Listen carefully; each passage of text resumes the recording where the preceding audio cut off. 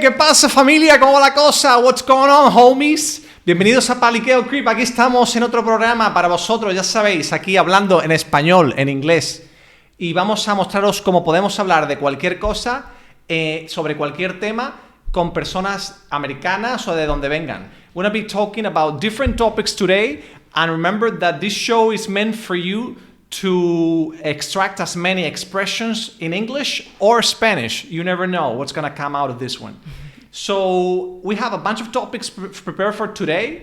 And we also have two new guests, as usual, as you know. We have, for the second time here, Megan, and we also have Diana. Is that how you pronounce it? Yes. Diana, okay. So Megan, what's up with you? How have you been doing the last couple of weeks? Good. I just busy teaching and trying to stay healthy because... Right, because you told me you have 3 jobs, right? I have 3 jobs, yeah. So much for leaving America to work less. I work in un colegio as an auxiliar de conversación, so I help teach English.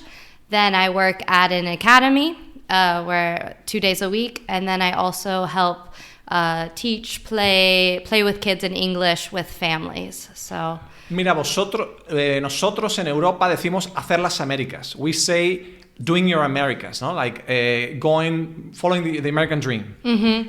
Is there an expression in the States for Americans to say, I'm going to do my Europes, or I'm going to follow my European dream, or whatever? Is there anything similar to that? I guess it's only in reference to a gap year or your year abroad, I would say. Gap year. A gap year, and that's mainly reserved for people like between high school and before you go to college. It's kind of your gap year. Gotcha. If you take one. Claro, eso lo explico para vosotros. Gap year es el año entre el instituto, lo que se considera high school, sí, y el college. Y es como un año, ¿no? Que se toma de descanso, ¿no? Para to kind of get your things together in your head, ¿no? To find yourself. To discover what you want to do for the rest of your life. Right. Yeah, no, I think that's really necessary. It's like, did you do something like that, Diana, when you left high school? I think I'm still doing it. Yeah. I think, I went to New Zealand for university from America. You're 27, no? Yeah. 27, so okay. Yeah. A little bit older than the normal it's gap year. It's a long gap year, okay. But I mean, I went straight to university. So then after that, I immediately moved to Spain and did the auxiliares program as well for like a year and 2/3 because of the trimester thing, the different school years. Also in Malaga? In Algeciras first, and then in Malaga. Oh. And that was really great. And I wanted to stay here, but I kind of had to go back to New Zealand to teach and get my registration as a teacher over there. So, but I just love the lifestyle here and decided to come back. And they call it the OE over there, the Overseas Experience. Oh, the OE. Overseas. Okay, so that's Australian, so cool. New Zealand term. It's like in gaming is OP. OP is like the best game, the best gamer ever. OP. I never heard OE. That's pretty cool. Yeah. And they call you they call Kiwis, no? New Zealand people from New Zealand, they call them Kiwis. Yeah, no? It's sort of the bird. Our native bird is the kiwi bird with the long beak, and then we have the kiwi fruit that was named after the bird, and then the people are sort of named, I guess, after both. But yeah, Kiwis. That caught me by surprise because I found her through a website, and on her description was like, they call me the Kiwi American. And I was like, well, you need to explain that to me. I don't know. Not fruit. Fruit. And you're from Virginia, right? Yes. Originally. And you're from Ohio. Colorado. Oh, sorry, Colorado. It's Colorado. Okay. Colorado. Out of close to Denver, no? Close to Denver. Close to Denver, Colorado. Okay. So I'm from Malaga myself originally. So I'm from here. So this is as local as you're gonna find. All right. So let's go. Let's jump straight into topics. Okay. Let's see what comes out of this. Let's see how you feel. All right. So the first topic that I wanted to bring up. Let's see what the first one. Okay, let's go with the first one that I had in my head. Living with roommates. Okay, so tell me about this. Have you ever? Okay, of course you have, I guess. Yes. Because people who travel, they usually are very used to living with roommates. You know what? I heard the New York Times. So every time I get into one of these articles, they ask me for money. Yeah. So Megan, how roughly, how many roommates do you think you have ever had in your life? and like give me like a couple of experiences, like maybe good experiences or maybe experiences that you regret about living with roommates. Okay, I've probably had over 12 roommates. 12 compañeros de piso. Well, roommates Sí. son compañeros de piso. Sí. Including from the 4 years in college, my time studying abroad in Madrid, where I lived with 5 other people. I've lived with roommates all my life, so okay. I'm actually dying to live alone. I'm so ready to live alone. And then in LA, I lived with 1 roommate each at each of my different places. And then in Sevilla last year, I lived with 2 people, actually 3. Spanish? Spanish. 2 chicas españolas y un chico de Colombia. De Colombia, okay. Y aquí vivo con una chica española y una chica alemana. Alemana. Exactly. Alemania es el país. Es el país. The country. Y el idioma Alemana, es alemán. El idioma es alemán. Okay. Sería Alemania, Alemania. Germany, alemán, German. And what's the other one? Alemana. Alemana is the es female persona. German. Y un chico alemán. Alemán. Exactly. Okay, so I guess you have also lived with a couple of roommates. Probably, I guess. yeah, at least 12. Around 12. Like 2 years in a row, I lived with 5 other people. Yeah. For my first 2 years of flatting, we call it in New Zealand. Now, did you find, ¿habéis encontrado gran diferencia entre vivir con chicos o chicas como roommates, boys and girls? Éramos 6 chicas a la vez. Eso fue un poco loco, pero son muy amigas todavía. Todas juntas en el mismo piso. Sí, de 2 plantas, digo. ¿Cuántos baños? 2. Vale, al menos. mejor. Pero también, no sé. At least 3. Yeah, I can't live with 2 bathrooms with 6 people. He vivido los últimos 2 años con un chico que era amigo, pero tuvimos nuestros propios baños. De verdad, habían 3 en la casa entera. En rural, era del campo. Vale. Pero ya. ¿Eso es New Zealand? Fue muy tranquilo. ¿En New Zealand fue? Muy Sí, en Nueva Zelanda, en Rukuhia se llama. En Rukuhia.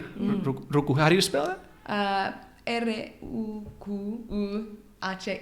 Okay, Rukuhia. Okay. Pero estás cerca de Hamilton, que es una ciudad bastante. ¿Hamilton? Yeah. Okay, no sé. Está abajo de Auckland, que es la más famosa. Y Wellington es la otra ciudad, capital, vale. Right, porque claro, en New Zealand hay muy poca población, ¿no? There are very few people, ¿no? In New Zealand, ¿no? Yeah, casi 5 millones de personas. 5 million, like sort of like Finland and all these Scandinavian countries.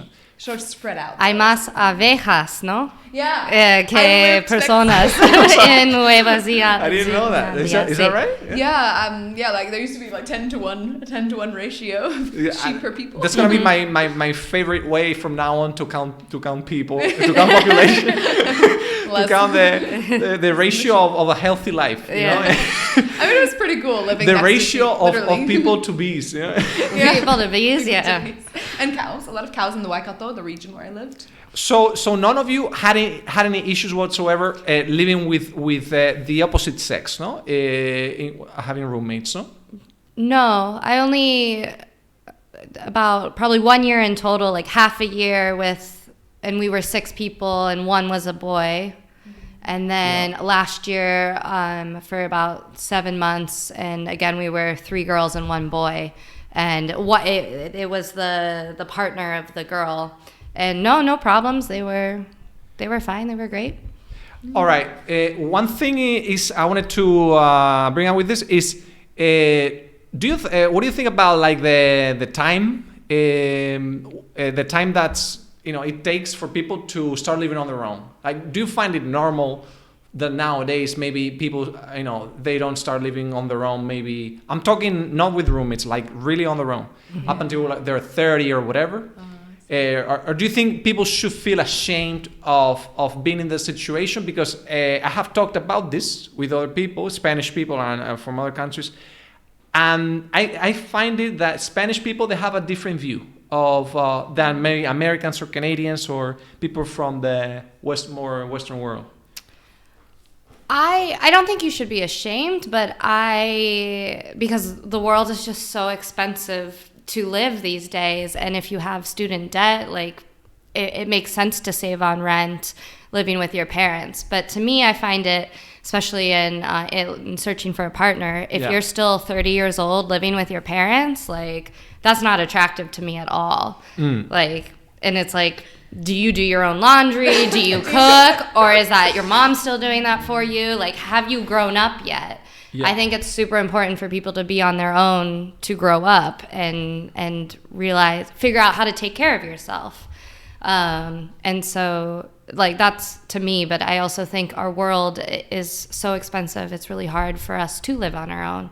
I wanted to live alone in Malaga, but I realized I would be spending all of my paycheck just on rent. And so I said, it's not worth it yet. So 100%. I actually had this dilemma in Barcelona because I did work in Barcelona for a couple of years before coming back here to Malaga. And before, I was in the same company, but I was making less money. So I had to make a decision because I was for a few months, I was sharing an apartment with a bunch of roommates, no? Paying very little rent, but I had social. I could have more social life, but then I had to decide because I was really fed up, and then I decided to rent an apartment on my own. But I spent quite a few months living on my own. But I was literally spending, like, if you count, the essentials and everything, not only rent but all the essentials. Maybe I was spending 80% of my salary. Right. All of your money goes to pretty much just living. And maybe and then my social money, my social expenses, they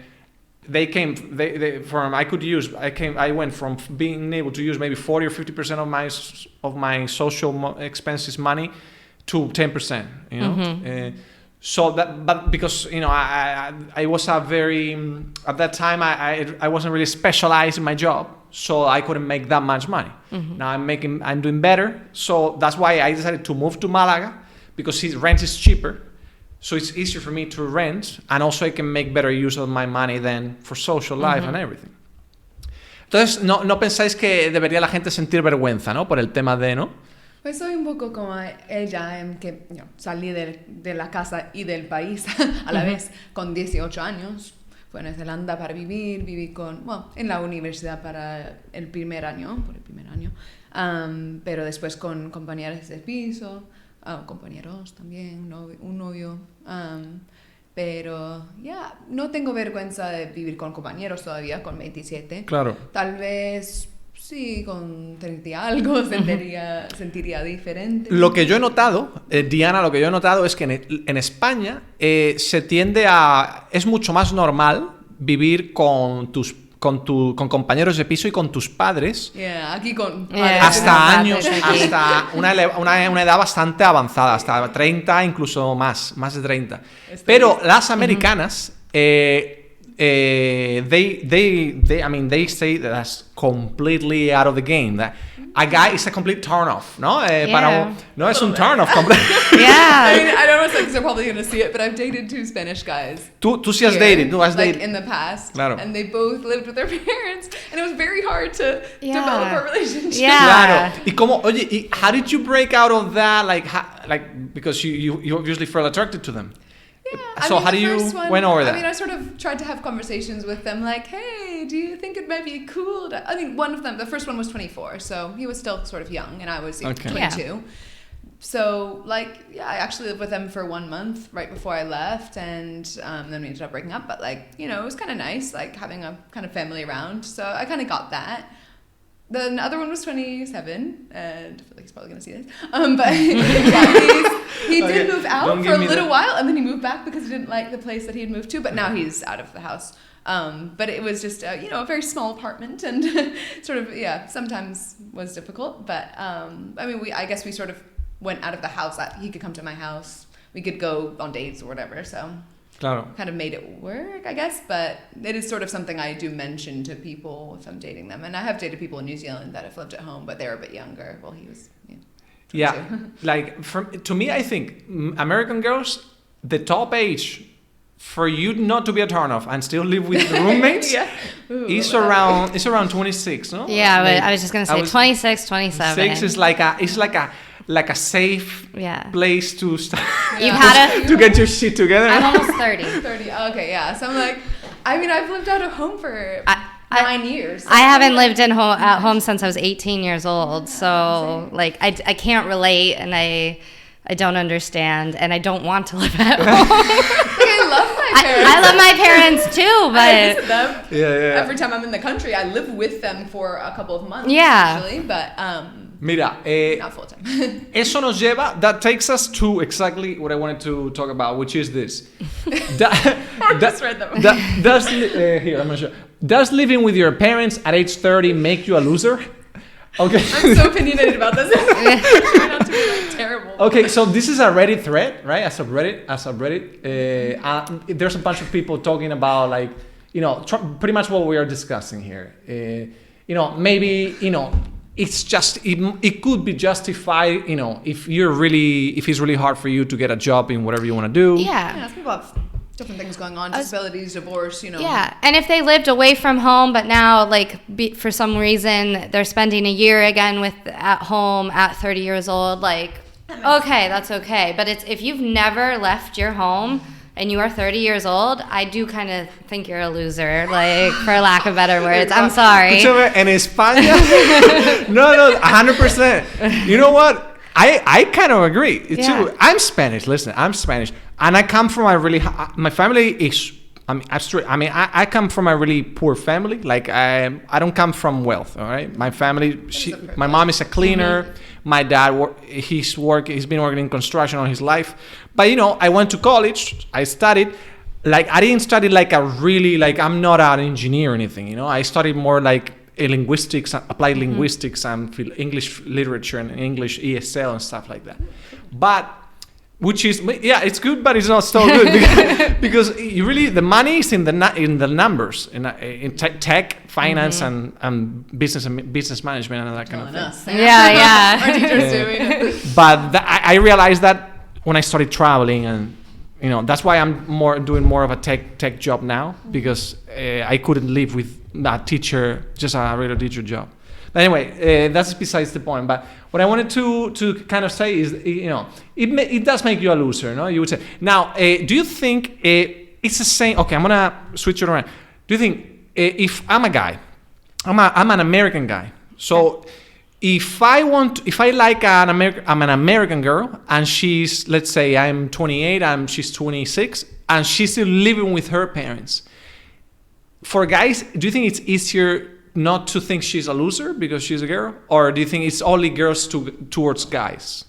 No, I think even if 26, I would still give you the leeway. If it was a 30-year-old woman still living with her parents, I think she's a loser as well. I don't want to say loser. Okay. It's just someone I can't relate to, because it's just why are you still in your childhood bedroom? Why have you not, I don't know, gone out and you dated, you can date, traveled, or just lived on your own and figured out who you were outside of the shadow of your parents or your siblings or whatever, or your family pressure that's put on you. Mira, en España hay una costumbre que it's changing now because everybody's becoming more international and stuff. But it's like a tradition. Some people they usually when they marry and they find a partner, they buy an apartment close to their parents,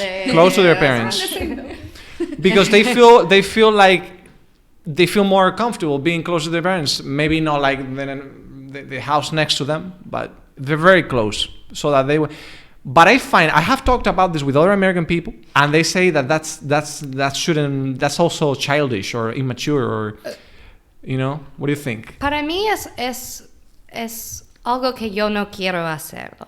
Pero, por ejemplo, mis padres y mi hermana mayor, ellos viven, no sé, 8 casas Next to them, ¿no? Next to, yeah. En el Al mismo lado, barrio, cerca, al lado cerca. de otras casas. Claro. 10 minutos por andando y para mí es demasiado cerca. Pero entiendo con What's los a niños. what's a safe distance for you to live? I mean, I live in another country, so. Yeah, oh, that's too much.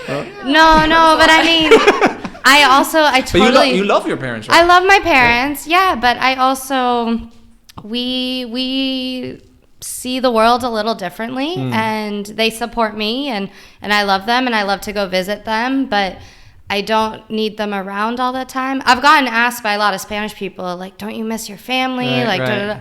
Like, yeah, but also, like, they're there, and I don't need to be seeing them every weekend, or I don't know. You video like, chat a lot with them? You video chat or something? I wouldn't say a lot. We probably every month. I'm Every month. busy. I don't Yeah. I just know. realized it's been a month since I've been here and I haven't video chatted with my family. But we Yeah. talk on WhatsApp. We have like a WhatsApp group. Yeah, we have a family. We share things. I Chat. share a lot more actually than they share with me sometimes. I'm like, look what I'm doing, look what I'm doing. They're like, wow. Amazing. But I get if you have kids, you do need so much help. Oh, So, so you're saying that's I a wanna game explain- that's a game changer. That's kind no? of a game changer, and I can understand why people live close to their parents Once they have kids, because you need so much help. Okay. Like it really does take a village to raise a family. So That's an expression, ¿no? It takes a village to raise whatever, ¿no? to raise a kid, To raise a kid. child. Mira, chicos, it takes a village to do whatever. Eso es como que es muy duro hacer lo que sea. Es una expresión hecha, un idiom que se utiliza. Falta una comunidad. Hace falta una comunidad para criar un hijo, ¿Y tú qué querías? Que ibas a decir algo, ¿no? Oh, I was just gonna say that, like, nothing against your sister or anything, but sometimes people tend to move closer to their parents just so they can get free babysitting, and I found Claro, this a lot it's a in selfish America. though, no? That's a little selfish. A lot no? of people, like, we know in our family, we always talk about it as my parents and my sisters and I, you know, we're kind of like, oh, like, they're just trying to move, you know, down the street so that they can get free babies, you know, kind of thing. It's like, it's kind of unfair to expect that, especially if they're still working, even if they're not, you know, if they're retired, they want to just like relax. Like, of course, it's really nice to have your grandparents near you. And I didn't grow up with that. I was,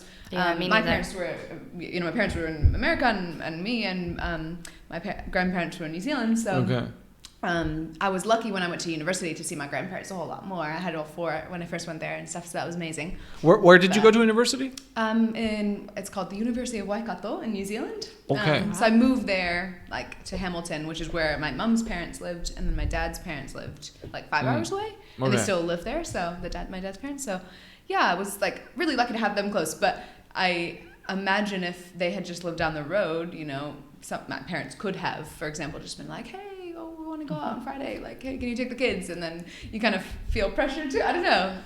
My mom has set very clear boundaries of the Yeah. not, Yeah. and also they moved.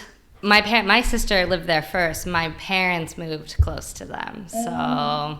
I've heard of this too, which is sweet. Like, it's really sweet. No, I mean, it works perfect for my sister and my parents, like that situation. It works wonderful for them. It's just, I don't want to live in Idaho also. That's where my parents That's live right. now. Oh. Yeah. So it's like, yeah, if my parents want to come live in Spain and help me with my future children, wonderful. But Well, mira, I don't know about potatoes. yeah, potatoes. what would you say the most awkward parts of living with your parents are as an adult? The most awkward things. Como situaciones Haven't had it happen, incómodas. but- Yeah. You know, having a boyfriend. Or I would say something having a would be boyfriend, Having a uncomfortable. boyfriend, That no? hasn't Yeah. happened to me while I've been like visiting home. But yeah, just trying to like get to know people. Yeah. Yeah, I guess it's part of the process, no, of just growing up and knowing what to figuring pay for, figuring things yeah. out for yourself. No, what do you really want to do in your life? It's like I'm home and I'm like trying to pay for everything, you know? And then my parents actually, because I haven't lived with them since I was 18, they almost try to make up for it, it seems, where they're like, oh, I've just filled up the car with gas. Like, they just give me a car to eat. I'm like, no, you don't have to do that. I can pay for my own, gas. I feel like it also makes me appreciate my parents It a lot does. more. Like, it's so hard to just take care of yourself sometimes, and so it's so nice to go home and have someone cook your meals for you and Yep. and clean up after you, and it's like, oh, Get like used to it. I know, it's like, thank you so much for doing that for the first 18 years. Yeah, let's switch it up. Let's Yeah. talk about something else. let's see. I had this thing. This is something that I have prepared to talk about the price of things. The price of things. So this is an article where about the most expensive items listed on eBay and sold on eBay. Okay. So let's show you here. So for example, like this is an old Apple computer from 1976, which was worth over $300,000. A 65. Let's see. Wow. 65 million skeleton of a dinosaur. Really random stuff. Walt Disney propaganda. So this is film footage worth $70,000 from the Second World War in Japan. So this is like just a conversation starter to talk about the value of things, like because what gives value to things, do you think? For example, because these things, this is just an 8mm film from Japan, right? That material maybe is worth, I don't know, maybe $50 or whatever, because it's an old film. But what gives it over $75,000 worth, for people to buy? History, right? That's a big part of history where America kind of ruined the world. So very embarrassing part of history. Is there anything that you remember, like that you have bought in the past that you say, okay, I totally paid for a nostalgic value, or it's just a personal value? It's not really like this mic is worth 100 euros. No, because this mic, my favorite singer had it in his hand, and I'm willing to pay, $20,000 or whatever. I've never bought. You never bought like anything as a fan, but I do put a lot of value into things like clothes, and people don't really understand that. Oh my gosh, moving from New Zealand was so hard because I had so many freaking clothes. Yes. Like 5 suitcases at least. I've still left some behind. Sorry, Matt, completely. You would have loved last week's podcast, because we had a girl who was a professional in fast. She's an expert in fast fashion. And sustainable fashion, So it's pretty much about how to buy clothes without having to work consciously again, with the environment and stuff. That's really that's really good. But she loves fashion too. She loved fashion. I'm starting to think about that more too, because a lot of the stuff I bought, especially in America, is like very cheap, and then I start thinking about where it's actually coming from, and ones like Shine or whatever, I never bought from them anyway, but like I wouldn't buy from them because of what I've read about them. But, I'm trying to keep informed, but it's hard, like when you can go to like Kmart or here Primark or something, it's like that's the cheapest option, and like I'm a poor teacher, so that's tricky. But like I was just going to say, I put kind of value almost like that. This is the shirt that I bought with this friend, and we bought matching ones on a trip to the South Island, for example, or, this is like the shirt my dad gave me from his company. Like everything has like more of a significance. The value though is after you've bought it though. Yeah, it hasn't been like valuable to me before I bought it necessarily. But like I'll pay $5 for it, but I'll keep it for 15 years because it's so special. Yeah. So I don't know if that's the same thing, but see, the reason I'm bringing this up is because collectors, right? Yeah. Collections, sports cards, or clothing, like specific toys, items, collection items. I just call them collection items. This is huge, and people pay like ridiculous amounts of money. And there are people that even just work to buy parts to fill in those collections. But people, they say that a lot of people say that that's just straight out stupid, because why would you do that? So kind of the argument is here, do you think that's like completely respectable, normal? It's your money, so therefore you can spend whatever you want, or do you think it's because people it makes them immature, to have that hobby? You know what I'm saying? I think it's just it's people's own priorities and preferences. Like I know people who collect cars, so my uncles and stuff, and they love it. That's what they love, and they take them out and they go meet other people through their Ferraris, for example. They have Ferrari clubs and things, so that's cool for them. For me, if I had an extra $10,000, $20,000, whatever, I would go travel. Like I would just use it for trips. Like that's what I value right now. That's like my top priority. Exactly. That's the other thing. That's a good leading for this. 15 things more important than money. Ooh, can we guess? You see, you're great because you're tying things together. Yeah. 15 things more important than money. Exactly what you're saying. Experiences. Exactly. Wisdom. Marriage. Let's talk about these three. Interesting. Okay, in your scale of life, how much do you value your experiences, Megan? It's the most important thing to me. I'm with Deanna. Would you say that? That to me it's about my trips and how I spend my time. Okay. To me, my time is what's the most valuable for me. So But you got 3 jobs now, though. Yeah, I know, exactly. That's why I'm rethinking things a little bit. Yeah. It's because to me, I only have X amount of time, and hopefully it's a long time, but it's limited, and I want to do the things that I want to do. And one of those top things for me is traveling and also spending time with people that I love. So that's what I put my value on. Okay, so it's up there, no? Yeah. Would you say, okay, for example, let's say you find a guy that you wanna have as a boyfriend. Would you give up that relationship because he doesn't want to travel, for example? Yes. You would do that because for you it's really, really important. Yes. No? Yeah. Okay. Done that before. You have, no? You ditched a guy because he... You ditched him. Mira, chicos, ditching someone es splitting up, ¿no? Cortar con la persona, rechazar a la persona. Yeah, I mean, it's happened a few times, to be honest. I mean, with one Spanish guy, for example,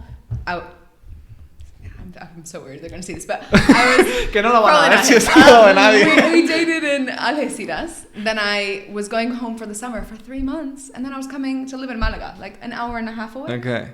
But he freaked out about the distance and broke up with me because actually He did. broke up with me because he wasn't interested in traveling. Like he lived in Algeciras and there's not a lot to do in Algeciras. I don't know if you've been, but he didn't want to really go far. But then I did see, a year later he was dating someone and they went to Italy. So I was like, okay, maybe that just wasn't the right person for him. That's fine. And it was kind of a moment of like, okay, that's confirming that. Like I was sad at first, but yeah, my like recent relationship in New Zealand ended for like a few reasons, but nothing like really obvious, It was like Gotcha. Yeah. Yeah, but one of the main things was that he wasn't ready to travel to Spain with me, and I knew I was going back. And to you Spain. were what, like 22, 23 or something? No, this was last year. Oh, last year, so 26. He was 22. He was 22. I was 26. Okay, so you like that him. was the problem. Yeah. Yeah, that's also... Oh, but That's hard. He's great. Yeah. You know how to catch him. Okay. All right. So marriage. Hey, how about these ones? Marriage, physical health, and friendships. How would you say? Of course, for me, physical health is always the top. Because without health, the thing is, we are young, we're still young, so we don't think too much about health. But if you think about it, if you don't have health, you don't have anything else. Yeah. Because you're not motivated to travel, to have experiences, to meet people or whatever, to find friends because you don't have good health. They say, the connection between living like a long, healthy life is having close relationships. Close relationships. I agree. So, I think the pandemic showed us that a little bit too, of like how important it is to have a community and to feel like you are a part of something. Because I think isolation and loneliness is so detrimental to us. It gets you become a, what do you call that? A hermit. A hermit. Hides away, Yeah. You withdraw from society, You say that? I was lucky, like during lockdown, I was in New Zealand, first of all, so that was one lucky thing. But also I always lived with flatmates. Actually, that's one of the things I'm grateful for about still living with flatmates is that like I always had people around during these lockdowns. And I spent the lockdown like from March 2019 up until October 2019. I spent it in 2020. 2019 because I moved to Malaga back. But COVID was during 2020. No, but It didn't I know. Yeah, sorry. Yeah. 2020. It seems like ages ago. I was thinking because that's when I got the job. No, it's 2020. okay. Yeah. March 2020 up until October 2020. Yeah. I spent those 9 months or whatever locked down alone in my apartment in Barcelona because I have friends, but of course, people were not supposed to see anybody and stuff. But I didn't have a bad time, to be honest, because I'm social, but I enjoy my time alone too. Me too. And it helped me. It helped me to put my shit together in my head, like rethink what I wanted to do. To me, I didn't spend a really bad lockdown, even though I spent it alone. To be honest. I'm learning to be better by myself. I think it takes time, right? And usually, I'm a very extroverted person. But it hits you different, right? Depending on the person, it hits you different. Spending time alone. And I think that's something so important that we all need to learn to do. And I think that goes back to never living on your own or never leaving your parents' house. You're never alone. And I think we all need to learn how to be alone sometimes. And it's also so rewarding. I love being by myself too. We were talking, right? The other day we were having dinner and we were talking about that, right? Recharging your energy, right? That's how I recharge. I have my apartment to myself this weekend, and I love it so much. I'm so happy. I love being around people, but I actually my last 2 years I was in a sleep out. What is that? What is sleep out? Sleep out is sort of sometimes it's called a granny flat. There are lots of weird terms for it. So it's a granny flat. A separate house from the main house, but it's attached to the garage usually. Oh, yeah, okay. So I was in that kind of thing where, Okay. Voy a explicar. A sleep out es como un adosado, ¿no? It's like an apartment that's cuarto afuera de cuarto casa, afuera, yo creo que llaman adosado o así. Con el garaje, por ejemplo. Or a granny house, ¿no? Granny flat. Granny flat. A granny flat. En Nueva Zelanda, dice. I think we call it the in-law suite. Oh, the in-law suite. I like that one. The in-law suite. In-law suite. I haven't heard that before. Okay. America is a huge country. The United States is a huge country. So does she have a different accent? A really different accent from American, or how do you find it? I don't think so, but I'm a terrible accent distinguisher. So we're gonna go deeper later about that too. Okay, so I just wanted to talk. This was about the different things besides money that people value, right? Mm-hmm. Personal growth is also a huge one. No? Personal growth, because to me, if you think about it, everything is because you want to grow somehow. You want to get better at your job because you want to grow and make more money. If you want to get experiences, it's because you want to grow as a person. So therefore, you need experiences to grow. Mm-hmm. So everything leads to personal growth. Mm-hmm. Helping others. What do you think about this one? Because helping others is something that everybody. But honestly, I don't. If I think about my life, I don't have too many things that I do for people right now going on. Of course, it feels good when you do it, but helping others is something that I find that it differs a lot from person to person. Like everybody says that it's nice to help others, but sometimes you become really obsessed with your own personal growth and your life. But at this age, especially, I think with the age we're at, we're kind of. We become a bit selfish because we're trying to develop our careers and our relationships and ourselves, figure out who we are. So it is kind of hard. But this is something I want to get kind of back to. I had a little taste of it when I was back home. You've done some volunteering job and stuff like that? Yeah, well, I used to with my church youth group. We used to do lots of work at this homeless shelter. And recently, when I was back, they did a hypothermia shelter at my church, so people were staying the night, and we served food, and it was amazing, and it was so fun. We were dancing, I was wearing this crazy Christmas sweater because it was almost Christmas, and it was so rewarding. It was so happy making it. It reminded me of why I love doing that. But I don't have a regular routine of going anymore of going to. I feel like being a teacher counts as helping others. Getting paid. Yes, 100%. You get paid for it, but you put a lot of your energy into it, and I do think that sometimes I'm okay, at least I'm doing a job that's not just money, numbers. It's I'm helping people. Yeah. I try anyway. Being a teacher, And it's not just with math. It's with their emotions and understanding and bullying. Even in my academy after school, there's things I notice about that. And, helping others. That's a good topic. Maybe we can go deeper into that some other day. But I had another thing that I wanted to show. Yeah. Let's go over to with something. Let's see what you think about this one. Yeah. Now that we have warmed up, let's go. Let's go into this. Do you know about this? NoFap?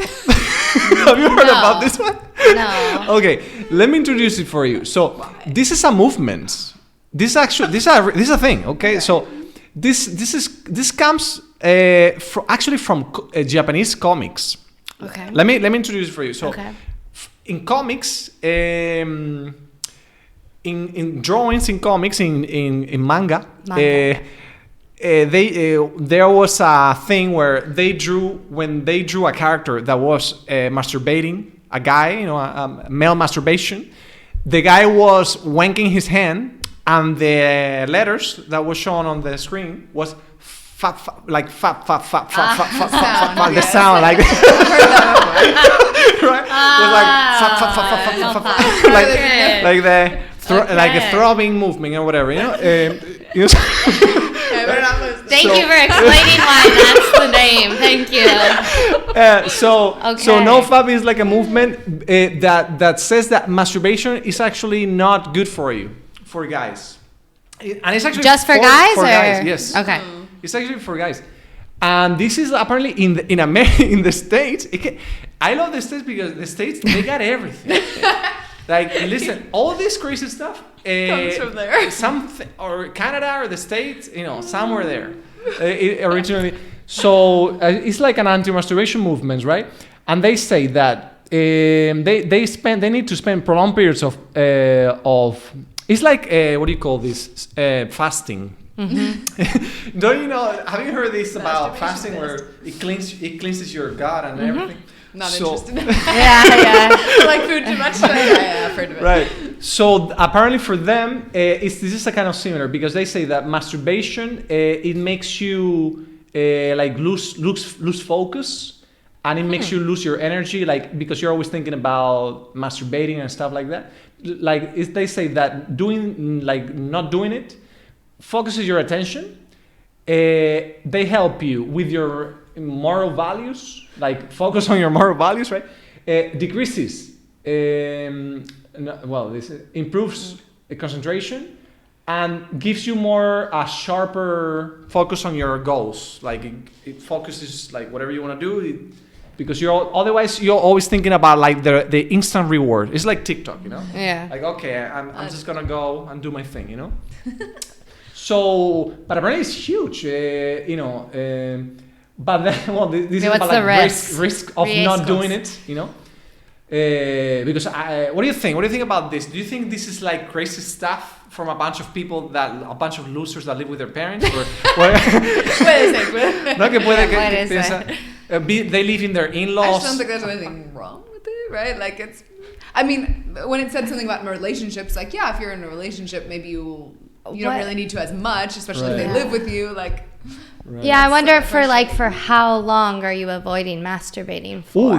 There's people that they say they spend years without doing it. Are they monks? Like yeah, and like. And I'll tell you more. Listen, if you go to Reddit and you search for NoFap or something, you find like hordes of communities where the longer you spend without masturbation, the more OP, the more God mode, the more admire you are. Are they having sex? Yeah, that's what I wanted to know. Just that. Or are they just completely No, going... they do. They do? Because I mean... They do have sex, but... outlet, right? Yeah. But they say... also they say that if you have a partner and you do NoFap, you go the NoFap way. Well, it's a way. Like, of course, you deliver better in sex because like you give it all. You give 100%. Okay. With your girl. I mean, if you're in a long-term relationship, it makes a bit more sense because you have other ways. But do you find it? What do you think is like a healthy average for in general for males? For males, let's say. What do you think? Sometimes I ask them because I'm curious. I say at least a couple of times a week. Yeah. It's healthy. Yeah. It's healthy. But I want to see the female perspective on this one. Let's see. It's once a day. I mean, it's not unhealthy, I would say. If it's like 10 times a day, I would probably be concerned. I'd be So like, you say need to if it's get one a job or something. Yeah, you have too much time on your hands. I will find, during lockdown or the pandemic, I masturbated so much more. Yeah. You were just working from home and you were just be like, okay, I'm so bored, okay, I'm just gonna Exacto, do claro. that. I'm the person available to myself. Yeah. como rollo, como once every, una vez cada 2 días o algo, ¿no? Yeah. ¿Sabes eso cómo se llama? Fluctuates so much. Yeah, same. Sometimes Varía I'm like, mucho, ¿no? Las pajas, ¿no? En español se dicen pajas. Pajas. Pajas Yeah. is like masturbation for guys. Okay. For guys. Pajas. Oh, it's only for guys. Y bueno, para chicas es de dedos. Oh, dedos. Dedos, ¿no? Pero por eso en chicos y para una persona, a guy that masturbates a lot compulsively, that's Okay. pajero. Pajero. A wanker. A wanker, okay. A wanker. England Pajos. English, they say wanker. Okay, wanker. Do you have an American way of saying that? Un pajero, un pajillero, pajero. Not that comes to mind, no. Just someone that jacks off all the time. Exactly. Jack off? Kind A of jack off, no? It's kind of like No, you wouldn't say, oh, silly you're being no. A creep is no. I don't know. No, creep is generic. Maybe we'd steal the wanker from the British, Oh, I maybe. see. Okay, so this is no fap, and Interesting. the other one is the now this is like the starter because then you have incels. Okay. Incels is just look. I'll show here. Incels inside a world of online hate. So let me give you the definition of incels. So it's people that just don't have sex or anything or masturbation or anything at all. Because they say that the hookup game and the sex game is a rigged game. Like you are predisposed, like all the alphas, they are the ones that take all the girls. So therefore, because the world is rigged, they don't want to play the game. It's like people that don't vote, like on elections, right? Because they say it's a rigged game. Doesn't matter what you do, like who you vote for, whatever they want to do, they're gonna do it. So it's kind of the same, but for sex, right? Yes. Let me see if I find a There's definition. one for everyone though. Oh, here, look. They say the idea that all women are money grabbing, promiscuous, and manipulative comes across strongly on incel threads, where attractive women in particular are referred as Stacies. Okay. And they say Stacies are objects of both desire and ridicule for incels, right? And they say that the chat is the caricature of a sexually successful male, the alpha male, right? So they say that chats get all the Stacies. So they are, the cool, successful guys, they get all the all the hot girls, Which isn't even true. Yeah. This is, of A lot course. of times I wouldn't go for the guy. Yeah, I would not go for the chat. I go Claro. for the shy guys usually. Claro, por eso this all comes down. I don't sell this. They talk about this like a hate group. They have defined this as a hate group. But for me it's interesting because it's related to sex. Because you could hate women. Like of course you have, what do they call this? MGTOW. Have you heard about MGTOW movement? This one, los MGTOW, is this. This also comes from the States. Also, I think the MGTOW. What do you call this? MGTOW. Men going their own way. Yeah, that's what you call it. Men going their own way. This one. So for short, they call this MGTOW. This one. So this is, I think for me, this is very similar, but the only difference is that the incels, they straight up don't want to have sex because they don't want to, they think it's not something They hate that women. they hate women pretty much, yeah, basically, yeah.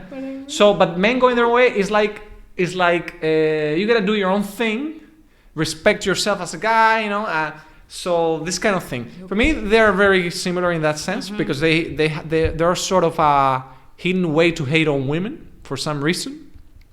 But the incels related to sex. because it's like it's a rigged game. I don't know. It's just a weird movement. I also don't like that they generalize all women Yeah. as like manipulative. Claro. ¿Tú qué opinas de esto, Diana? These movements that pop up, hating on women for some reason and all this. Do you think these guys are just a bunch of losers who don't want to, for some reason they had bad experiences with their girls in the past, and that's why they generalize everything? What do you think about this? Creo que les han pasado Brainwash, ¿no? un tiempo mal y a veces, han pasado rechazados. Ditched, ¿no? Like they've been, rejected. But nos pasa a todos. It happens to everyone, right? Like Claro. you shouldn't just give up on women or sex. Completely, right? For this, I don't know. Creo que ellos tienen un problema de salud mental. Autoestima y salud mental. Sí, ¿no? sí, Claro, muchísima. Y creo que también es una excusa para no intentar o mejorar tú move misma. over, yeah. Sí. Como superarse, ¿no? Sí. Pasar el obstáculo, ¿no? Overcome the obstacle, ¿no? Yeah. Grow, what do you say? Grow out of it, ¿no? Grow yourself, ¿no? How do you say that? Como Better yourself. To better yourself, ¿no? Yeah. You need to Self-improvement. overcome the situation. Yeah, I agree, Megan, because I think these are just movements, that try to hide a bunch of self-esteem issues and a difficult time to overcome personal problems with an attachment to a movement. Really, or it's an outlet, right? Outlet, and like maybe they like a way to escape. Yeah, like a way to escape. Yeah. And it's also kind of like an echo chamber that it's just... Exactly. That's also key, the echo chamber thing, because I think these movements become so successful, because to me, this is crazy. This is too much. But to me, they become so big, I think it's because these people are so desperate that they need to lean on other people to give them validation. So when they find it, they say, oh, this is it. They run with it. Yeah. They run with it, and they say, oh, so all the validation that my experiences with other girls didn't give me, you guys are giving it to me. Yeah. So therefore, I think this is better than even women.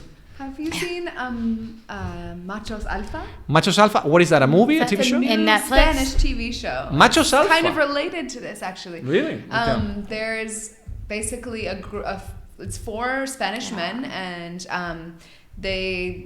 they're all kind of in different places, but some they make a gay friend, and the guy says to them, I think you would benefit from this course, and it's basically how to how to be more feminist, and how to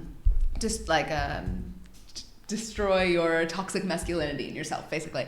And like the middle guy, for example, on the top, he is all of a sudden he loses his big powerful job, and his partner has to gain, like, she's earning more money, she becomes an influencer, she's making her own way in the world, and he gets kind of threatened by that. And the one on the left is pretty much all good, but they all have their own like ways of being sexist, and they're challenging their own beliefs. But then some of them go the opposite way, because all of a sudden they're like, well, I'm not the one with the problem, maybe it's just women. And they kind of, the middle one, for example, starts this kind of movement of, I think he calls them like, machos alpha or something Machos like that. alpha. And he's just like, men are the best. What are we going to this course for? And he like starts an alternate. Claro, es que, vaya, esto, yo creo, el MGTOW, el men going their own way movement, MGTOW movement, and the incel movement, to me, is muy parecido, porque al final son alpha male, not alpha males, they, they think they're above everyone else. They're above everyone else, or above even relationships or whatever. But relationships are just hard. That's the thing. People need to understand that. The relationships are just hard. It doesn't matter if you're a girl or if you're a guy. Sometimes they work out, sometimes they don't. The thing is, I think people have too many expectations about relationships sometimes. Well, and society has ingrained in us certain expectations too, especially within gender roles, rom-coms and gender roles, and it's like that doesn't make you less of a man if the woman is making more money than you, or different things. There's definitely a lot of expectations that people think they should have, that I feel like for what reason? Yeah. Negative or toxic. This topic, I think it's a good way to bring up the thing about this concept of women, girls liking the bad guy versus thinking that the good guy is is like a loser, not a loser. Nice guys. A nice guy. Nice guys versus bad guys. Mm-hmm. The nice guys versus bad guys argument. This is like the oldest argument in relationships, because they say that women, they always, no matter what they say, you need to watch what they do, because they always are gonna end up with the guy that's like that gives her like the sense of uncertainty, like in life. You know what I mean? Like if you give them like because you would think as a guy, you need to give them security and like you need to control every aspect of the of your relationship and the life, but that makes you actually a nice guy. So therefore, you shouldn't do that. You should always treat her like you really don't care, because that's the only way you're gonna get her. That's just. It's just an. I'm not saying that's what I think. I'm just saying. That's just supporting a trauma or trauma cycles. Yes, because like the women, the reason why women or even some men go after the emotionally unavailable people is because that's kind of all they know in their relationships before, and it's just trauma. So that's why you always end up with that bad person. You always end up with the guy that you're constantly chasing or whatnot, because for whatever reason, maybe you learned from your parents, or you learned in your first relationship, like that's what love was, or that's what you should expect, and that's what you go for. This is always a touchy topic, because people get really offended and everything about this relationships. But I think I just like talking about a little bit of everything, because this is something that we face every day. So another community that I wanted to bring up son los furries. The furries. Oh, the furries. Have you heard about this one? Yes. What is this? What's going on here, Megan? Can you explain this to the audience, please? What is going on the screen right now? What I know about furries is that it is adults dressing up in animal costumes. Okay. And having meetups, and usually it's also involving sex dressed as an animal, as a furry. Yeah. So that's what I know about it. But they say that they don't even take out their masks or anything. No, because she's sexy. Like they don't like to take off their costumes. Yeah, it's because they make it more appealing for the sexual encounters and everything. Everyone has their thing. But I guess it's a fetish. Did you find this in New Zealand ever? Or? I think like a couple of times I've seen people in the street like with a tail or things. Not like a full mask, okay. But I did go to a really cool New Year's festival last year. Like an electro party, or?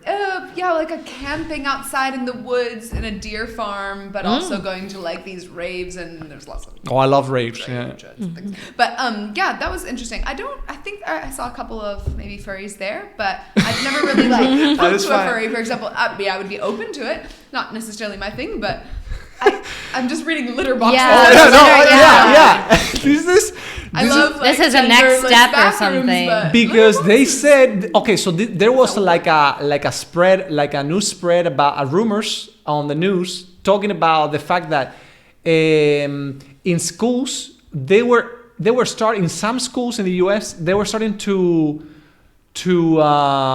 include litter boxes as part of like the school. Material. Is that actually true, or is this Fox News? It's false. It's fake news. Okay. It's fake news. That's what I'm saying. No, but they actually had to write articles, claiming that this is false. Yeah. Because people were starting really to get really intense about this, because they said, "What's going on? So are you really spending my tax money, on buying litter boxes for people that want to identify, not that dress up as furries, people that identify as furries, because as you know an what I'm animal. saying? Because this is actually more intense because it's not like costumes only. It's like people say no. It's like a way I really feel more like myself when I dress up as a furry, and it's part of my personality. Like I feel more like myself when I'm dressed up. And when I go out, they go out and they always dress up as furries. They have like their favorite furry costume. They're always dressed up as. Are there different things about different animals? I don't even know. Like, ooh, it's crazy. like, I mean, do foxes mean something, as opposed to wolves? Or, look, I'll show you a few. I got here. You're gonna love this. This is Fursonify. Fursonify. This is a website where you can actually create and customize your own furry persona, because they call this check this out, they call this fursona. Yeah. Fursona. It's kind of cool. I do it in incognito mode so I don't get all these targeted ads about look, it. Look at this. I love this stuff. It seems hot and what, sweaty. but look, I've already forgotten. but look, why should you? Easter bunny ones. Why should I make a fursona? And they explain you like why this is important for you as a person. Why do I start making a fursona? And like this is like a whole industry. Like they have websites about this. Like they have subscription based services where you pay like a Netflix subscription or whatever to do this. I mean, I find it kind of cool because it's a way to encourage creativity in a way, and if you like design, bless you. Bless you. Thank you. If you like design and doing creative stuff, and it makes you feel more alive and this kind of thing. So why not? I guess I go for it. But I don't know. I just find it really mind blowing because it's like a whole community. They do meetups. Like with thousands of people, where they meet up and they know, maybe they have been talking for years or months as online, as in their furry costumes or whatever, and they only meet for the first time in person in the meetup. So it's like a new network thing, for people that feel like furries. Yeah, a cool way to meet people, like-minded people. Yeah. I suppose. Look, how do I decide on? Look, struggling to find an affordable furry art advice. That's crazy, man. Anyway, I don't know. I just found this fascinating. Yeah. But you never heard of this, no? Did you? I have heard of furries before. Yeah. Yeah, not fursonas. Not persona. Yeah. But furries. They. I don't. Have you seen Bob's Burgers? Bob? No. Okay, that's an animated. You mean Bob's SpongeBob? Bob's Burgers? No. No. It's a really good. It's a really good American comedy. Oh yeah. The funny looking guy. Yeah. Yeah, Bob and his. He's like a country guy, No. He runs he's a burger maker. I'm yeah, this guy. And his family, and they have an episode on one of the earlier series about kind of furries of the daughter is obsessed with horses, and so there's a fictitious show called the Equestrianauts. So it's all about horses, and so she wants to go to the Equestrianaut convention, but it turns out that it's all these old men dressed up in horses, furry costumes, and it turns out to be like a, more of a sex meetup thing. I love the internet, man. There's so much crazy shit on. I recommend this show. This is a really good show. Well, I never watched it. You should watch it. I'm gonna take a look at it. Yeah. I do watch BoJack. I love BoJack the horseman. So good. You have heard about this one? I've heard of it. I can't remember. It's just literally a talking horse that's just that has human problems. But it's so real. The problems really they real. talk about, it's BoJack. so there's a lot of depth to it. It's really good. It's like a sitcom, but it's all animals, and the main character is a horse. Yeah. And he rationalizes everything as a perfect human being. It's a perfect functional human.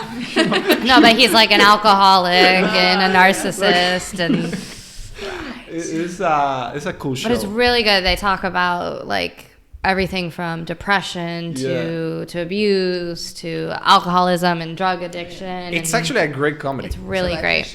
Yeah. You guys want It's interesting comedy. more wine or? I have this if that's right. Oh, that, yeah, you can open it up. I'm You okay. have the opener there. Thank you.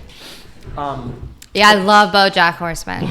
Horseman. Watch Bob's Burgers, but maybe skip the first season it's until not you good? get into it. I don't know. It's a little different. Okay. But don't let that dissuade you. But the No, first season's good. I tend to have patience with shows, Okay. because I know, especially if they're recommended by someone else, because if you recommend it, there's a reason. Yeah. So I can take a season that's not that good. Okay, you know? then I would watch Bob's Burgers. It's very good. All right. So let's see. Next topic. Vale. OnlyFans. OnlyFans. You know about this, right, Diana? I've heard of it. Like I Okay. know somebody who's on it, for example. One Okay, person, Megan but knows. that's about it. Megan But does know what is it is. Is it now basically only for kind of pornography and sex work, or is it still other things? Okay, it can be anything. It can be anything. It can be anything. Okay. But I only know about it in it's reference to yeah. sexual stuff. it's 90% sex. Okay. So pretty much this is a website where you can monetize sexually explicit sexually explicit content, but not necessarily porn. Not necessarily porn. You can just take sexy pictures, just do sexy stuff or whatever, insinuate yourself, do whatever you want to do. You can even not appear naked on OnlyFans if you want. But of course, people, especially, I don't know about the amount, but most of the users are males. And Okay. of course, everybody's looking for nudes. Naked pictures of their favorite influencer, That's how it works. So that's just like the headline. That's what it is. But the reason everybody's talking about this is because it's growing really, really fast, and a bunch of, especially girls, it's usually because most of the creators, because one thing is the users and the creators. Most of the creators are girls or gay people, because that's where most of the users, that's what they look for. They look for hot girls or gay guys that want to see other gay guys, right? No thanks. So anyway, so the thing is, a lot of young girls, they are going into OnlyFans now because they find it that's like the fastest way to make money.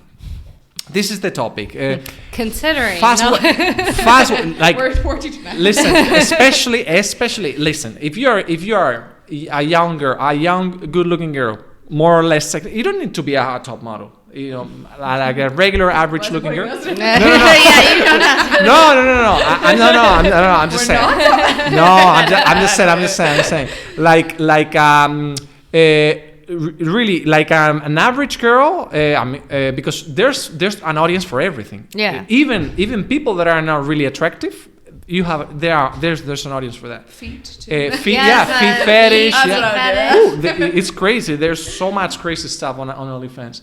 But the thing with this is a lot of, especially girls that want to be actresses and models, actresses, maybe singers or whatever. Girls that want to go into the show business, a lot of them are going, listen, fuck the show business. I'm going to open an OnlyFans and I'm going to make a shit ton of money.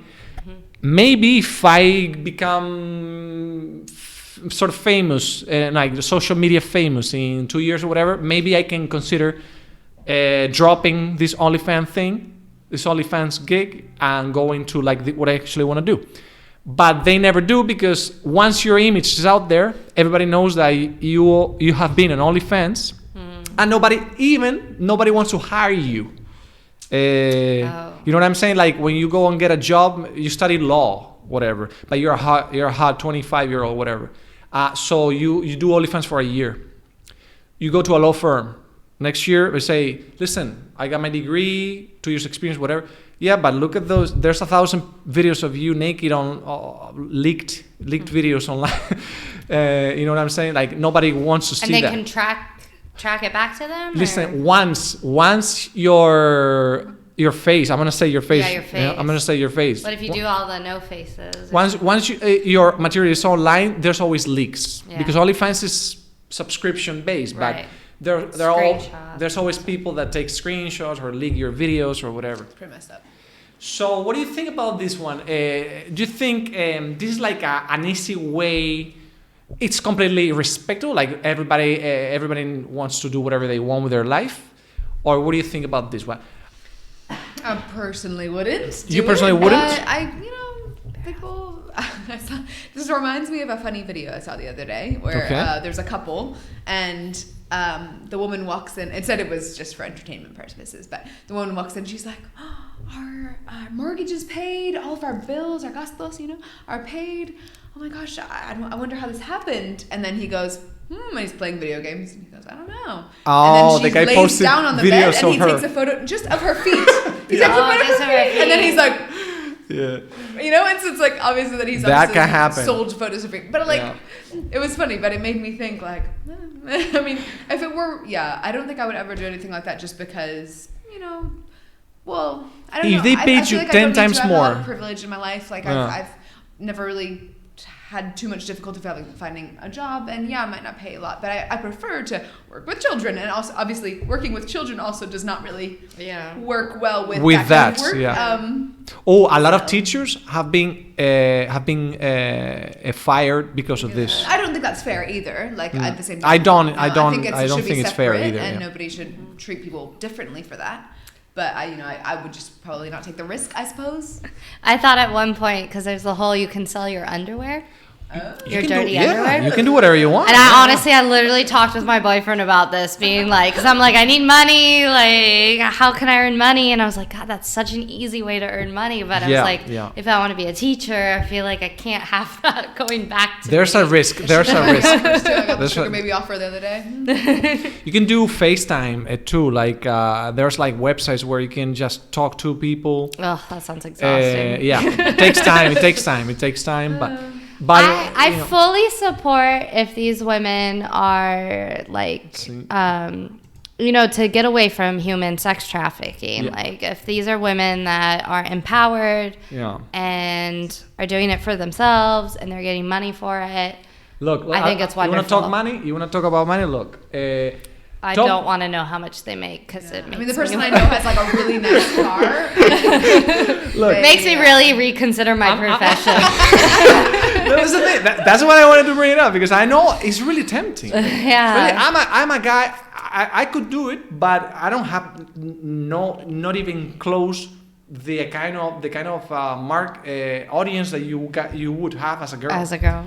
Because girls have like 10 or 20 times more audience than guys. Look, I'm going to tell you that 1%. It's all the incels. Oh yes, the incels. No way. What was this? Here. Look, the top 10% on OnlyFans, the creators make $1,000 a month, which is it's just it's a shitty salary, but at least it's like you can make a sort of a living with that. So, but the top 1%, they make $6,000 a month. So that's what? That's good. That's not like 100,000 a year, no? Or something. Yeah. It's 100,000 a year. Yeah. And the top 0.1%, they make over 100,000 a month. So that's like $1 million a year. That's a lot. That's $1 million a year. But that's very few though. That's right, 0.1% of girls that do this. But that's thousands. That's thousands of girls though. So, but really. If you really go hard at it, you can easily make between this and this. Mm-hmm. So maybe 2,000 to 3,000 a month. I wonder how many hours they work. Yeah, because it could be a side hustle. It makes sense. It depends. I have seen like sort of how it works. It really depends a lot on the creator, on the girl, because. There are hustler ones that like go hardcore and they take a bunch of videos. They send like exclusive videos to specific guys because it's not only subscriptions. Yeah. They give you tips. They give you like money, like specific money for a certain video, just for this video. Maybe they pay you €1,000 for one video of you cooking pancakes naked or whatever, you know, just for this one guy, you know. And the only thing about this is the only thing that saves this that I heard girls talking is that you don't have to have sex, because you know in prostitution. I was going to say, you need to have it's sex. kind of like prostitution, but it's different. Yeah, but this is not prostitution. This is just you showing off your body somehow. The amount of body that you show is up to you, really. Because there are some girls that don't show too much because they say, listen, I don't want to go to, because I want to get a real job maybe in 2 years. So I don't want to go too what do you say, too far with this. Yeah. So yeah, that's OnlyFans in a nutshell. Okay, let's move on. Let's see. Let's go to a different, less sexually related topic now. We have, what do you call this? Let's steam it down. No, what do you say? Cool it down. Let's cool it down. Have you heard about this? Near-death experiences. I read that article when you sent it, and just near-death experiences today, and it was super interesting about how people see light, or some people feel like they're out of their own body. Okay, I'm going to show this here. Near-death experiences. They call this NDEs, near-death experiences. So, ¿Cómo se dice en español? Experiencias al borde de la muerte. Experiencias al borde de la muerte. It means experiences on the border of death. Al borde. Experiencias al borde de la muerte.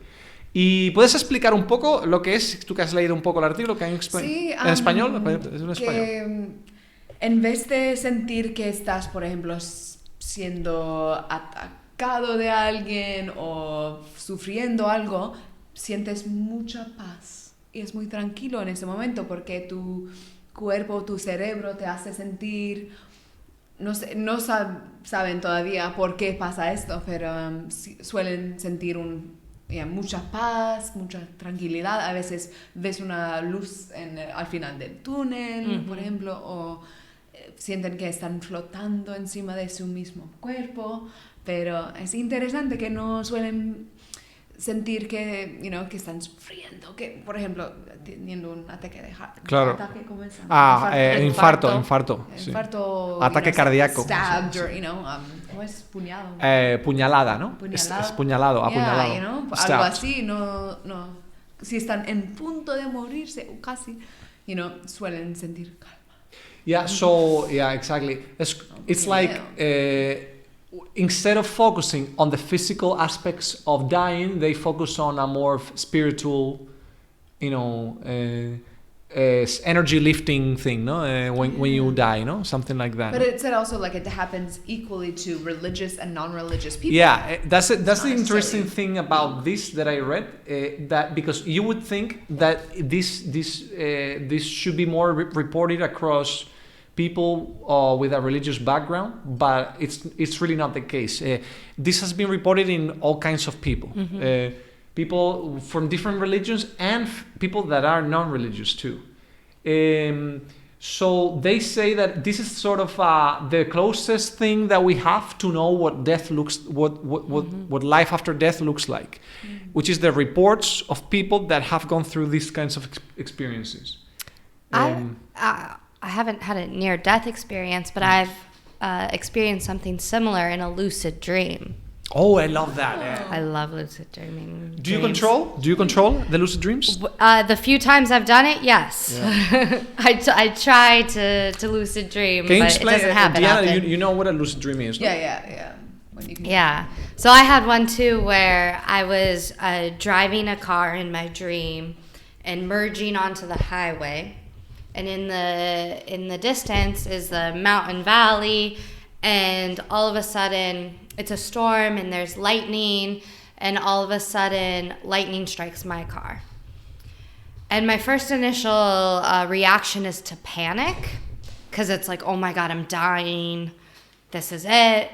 But then I realized, no, it's okay. This is a dream. You're okay.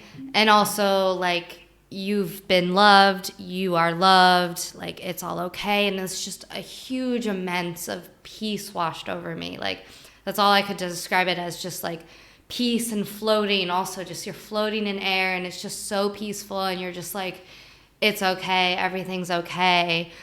And so that was just such a unique experience and such a cool thing to experience. I don't know, it was very peaceful. It helped me kind of come to terms with death a little bit more, being like, it's okay. Yeah, let's stop on that, because I think that's really interesting. The coming to terms with death thing, because this is something that most people talk about, which is you always wait up until the last moment when you know that there's no way you can save yourself from dying, to really see your life, in front of your eyes, boom, boom, boom, boom, and really appreciate the good things that you have that you maybe did not value, throughout your life. Only when you are about to lose it all is when you value it. And this even applies to everything, because, for example, like, I don't know, with girlfriends or boyfriends, it happens too. At the end of the relationship, usually people regret a lot. Like, that's why people come and go. They split up and come back together, because they always wait up until the last moment and they say, actually, this was not as bad, so I should go back. So when you die, it's sort of the same, but it's like terminal. It's like, if you die, you die. That's it. So I better appreciate what I've had. Yeah. 1 in 10 don't die though. There you go. So far out, that would be crazy. I mean, it's like people. I mean, I suppose it's not the same, but some people that get really sick, and think they might not make it, and then they appreciate more. I mean, it hasn't happened to me or anything, but. I think that's the point, right? Is to appreciate the everyday and to live each day to the full. Look at this. I also like this thing. Look, thousands. I'm gonna show a little like this. Thousands of survivors of these situations tell of having their damaged bodies behind and encountering a realm beyond everyday existence, unconstrained by the usual boundaries of space and time.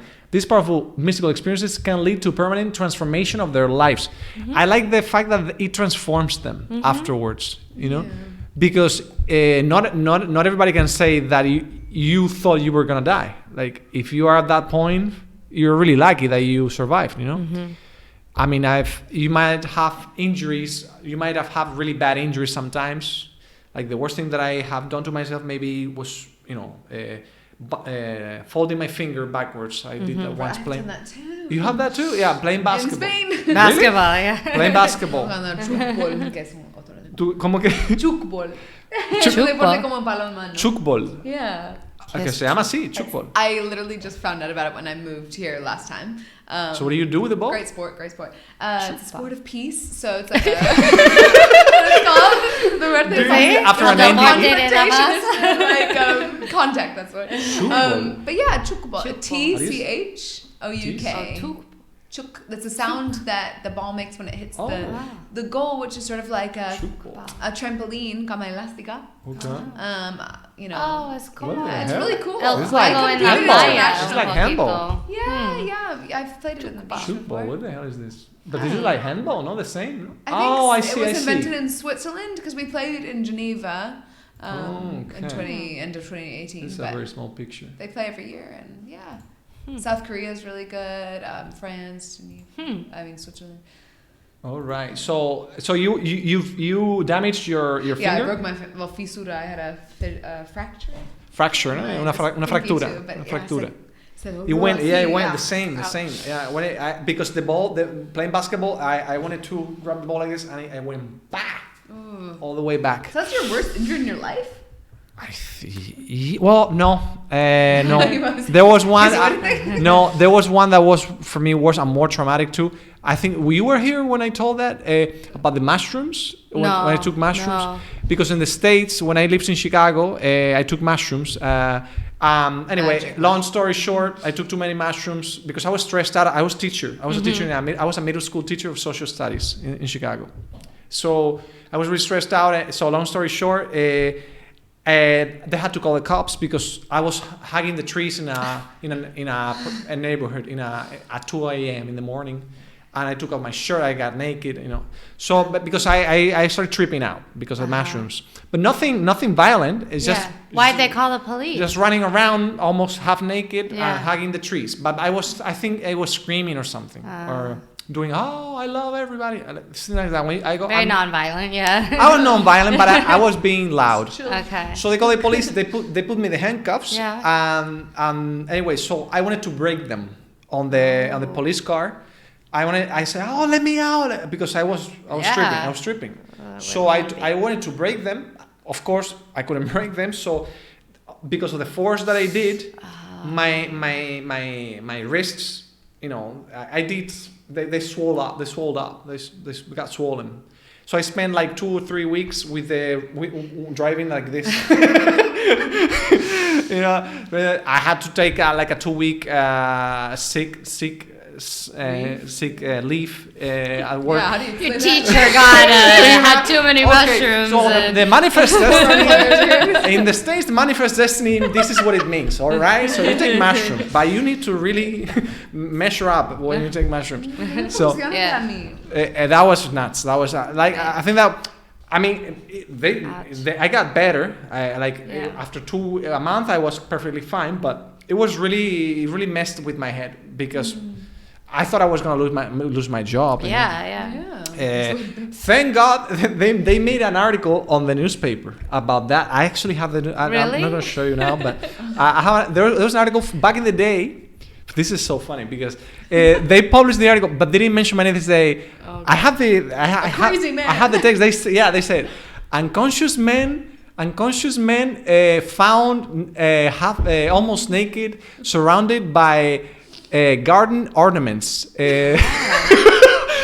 Because like gnomes and stuff.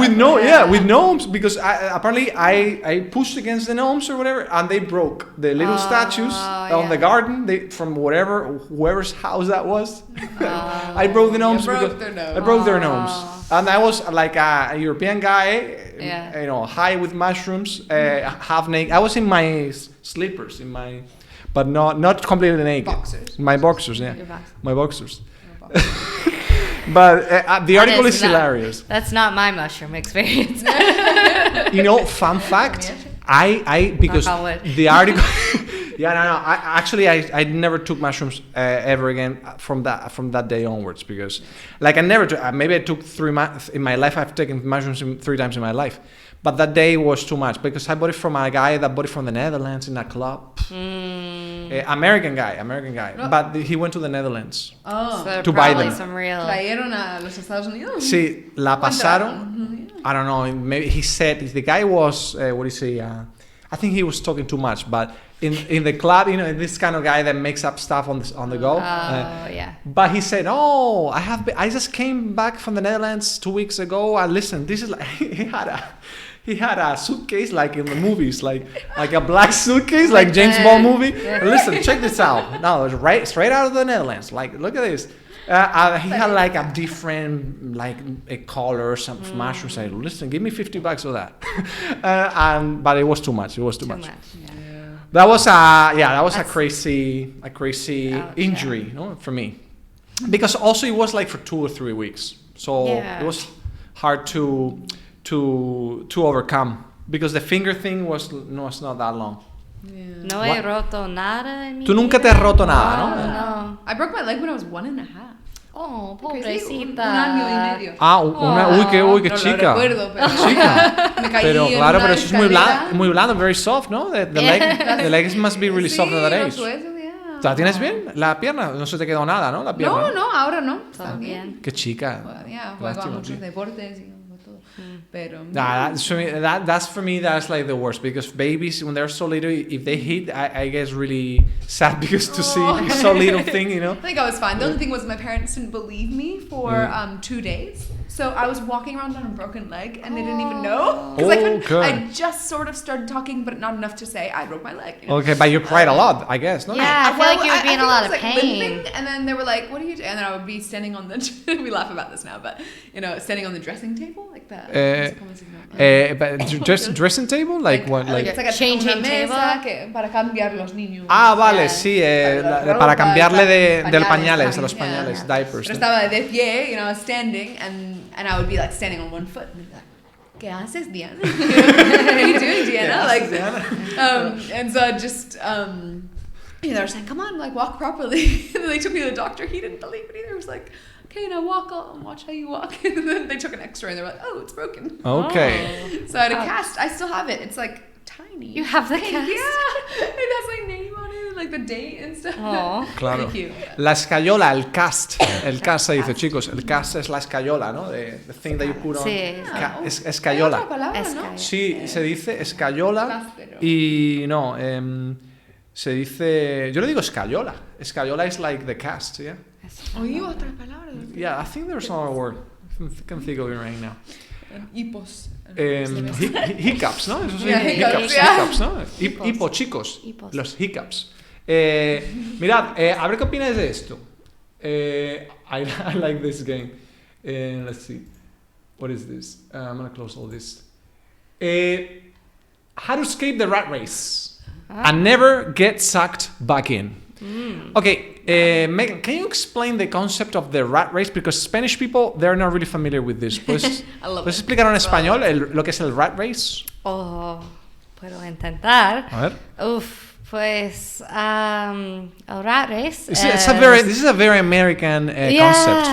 A mí es como, creo que es la disolución, la disillusionment. Oh, disappointment? La desilusión que, no sé, que va a ser contenta si haces cosas como tienes trabajo y tienes casa y todo, pero en realidad es que todo cuesta mucho dinero y así que tú tienes que trabajar mucho para tener las cosas que quiere y para pagar para todos y hace que es un ciclo. Un bucle. A loop, ¿no? A loop, un bucle. sí. Un bucle. Y es para siempre, para 40 o más años de tu vida hasta que puedes jubilar, pero puedes jubilar y no tienes mucho dinero para vivir, así que es un rat race, ¿no? Más o menos. Sí, no, bien. So, exactamente, no, sí, yeah. I just wanted to hear it from you because you're American, so Yeah. I mean, this concept is really used in the States. The concept of the rat race, la carrera. Y para mí es el mismo del sueño americano. El sueño americano es el rat race. Es el rat race. Si trabajas mucho, puedes tener todo, pero en realidad no es verdad, es que... No necesariamente, necessarily, claro. Algunos la mayoría. tienen que trabajar, en otros trabajos que no... eran abogados, por ejemplo, antes y tienen que limpiar casas porque no pueden trabajar en sus fields. En sus campos, en sus industrias, en sus áreas. Y no hay problema con limpiar casas. Incluso obvio. de la gente de americano también, no solamente los extranjeros, es como, sé, si tienes una carrera que paga el sueldo mínimo, tú necesitas más de 2 trabajos para vivir, no sé. Sí. Unqualified jobs, son trabajos no cualificados. Esos son trabajos no cualificados, unqualified jobs. No cualificados. Claro. Eso es interesante, sí, porque es como que llega un punto en la vida que tú te obsesionas tanto con el dinero y conseguir dinero para conseguir cosas que te gustan, pero esa obsesión te lleva a que no hagas cosas que te gustan porque todo es trabajar para conseguir más dinero. Tienes tiempo para eso. Pero tú te engañas, you lie to yourself, tú te engañas porque piensas que todo ese dinero es en busca de tu felicidad. Sí. Pero nunca llegas a ser feliz. You never get to be happy. Comprar la felicidad. Siempre necesitas más, Claro, más, o el nivel más alto. Es un bucle infinito. Es an infinite loop. Un bucle infinito. Y...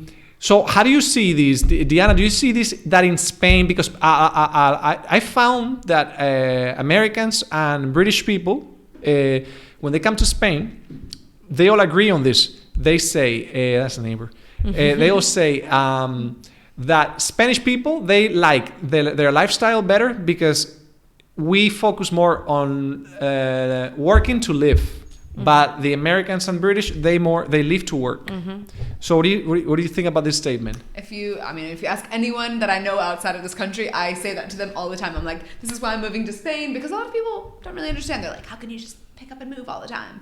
But I've wanted to come back to Spain since I lived here because of the work-life balance. Like you work you live to work. No, sorry, you work to live rather than, you know, to make a living rather than living to work. And I mean, here I only work in the evenings. Like I have the mornings to myself. I do Zumba 4 times. I've done it 4 times this week. Like it's my second week of Zumba. But like, you know, I go in the mornings at like 9:15 or 11:30 or whatever. And I have time for that. And I have time to go to the beach. And I have time to, you know, do things that I love. And you just can't find that. Like my first year of teaching, I was working, 8 hours a day, but you go home and you're planning for hours, sometimes until midnight. I was planning lessons. And then on the weekends, I was expected to turn in my weekly plans on a Sunday night. That's not living. That's not okay. Like, no, that's not okay at all. After 1 year, I was like, I'm done, and I almost left You teaching. worked in the U.S. for a year? No, only New Zealand. In New Zealand, but like it's that, okay. becoming quite similar, unfortunately, to the U.S. in that way, where like I worked so much, and I was just like, this is terrible. Why am I like? I love teaching, I love kids, but I don't like the industry of teaching. But it's with a lot of jobs, of course. So I just almost gave it up, and then I went into preschool teaching, which was better in that I didn't have to do work at home. But I still was working 8 hours a day, and I had different schedules every week. So sometimes I would finish at 6:30 at night, which in our countries is a lot like later, you know. 6:30 here is like merienda, you know? But there it's like casi la cena, you know. El brunch. So it's like you go home. I would go to the gym after work sometimes. Well, almost every day, but you know, go to the gym. By the time I'm home, I'm cooking dinner and eating and watching TV, maybe by myself, and then going to sleep. Like it's like I don't have time for anything. Would you say you're an exception as an American to be here and doing something else? Yeah, and to value more your free time rather than making money. I mean, even my own sisters, like, well, one lives in Wales and is studying, but one of them, you know, like, and loves her job, which is great, but she's making sort of those 6-figure kind of things. And the 6-figure thing, that's not a very American thing. She just told me, I got a raise, I'm up to, you know. You know that in Spain, almost no one makes 6 figures. You know that? Wow. In Spain? But I thought very of you. small She's not quite 6 figures, but she's 5.5-ish. I don't know, but she's like sort of thing. But no, but it's more common. Yeah, it's more common. Yeah. I just read I didn't read the article, but I read the headline that it was now more Americans are living paycheck to paycheck, including those that make over $100,000. Really? Yeah. Including those? Including those. Like that is now the highest growing sector of people living from paycheck to paycheck are those that are making $100,000 or more. Okay, that's so either they're living way out of their means, right, or I mean, honestly, if you're living in New York City or San Francisco big or cities, LA, but that's crazy. I mean, listen, here you are rich if you make €100,000 a year. That's after taxes, that's around, I would say. No, 60,000 a year. So that's I say it's $4,000 to $5,000 a month, like net income that you get. With $4,000 to $5,000 a month in Spain, you can do whatever you want. Yeah. You can do whatever you want. You can listen. You can save money. You can travel. You can do social stuff, whatever you do. 4,000 to 5,000 in a big city does not let you do anything you want. That's covering cost of living and some social events. Rent is key there. Rent is really key high because rent here. Listen, I pay $690 for this apartment. What? $690, 3 bedrooms. Oh, okay. Tres That's habitaciones. es mucho para Málaga, pero Tres habitaciones. 690. In Barcelona, I paid Okay. $850 for it was a one bedroom really, because it was like a living room with a bedroom like in the same space, but it was like 60 square meters. Apartment. Yeah, like a studio. It's not a studio, but between a studio and a one bedroom apartment. It's like a hybrid, but it was like a 55, 60 square meter apartment. This is 90 square meter, 3 bedrooms. I paid $690. I mean, and you know, I pay $400 just for a room and 3 bedrooms. So. for a room and 3 bedrooms. You see, like, $400 for a room. That's like you're yeah.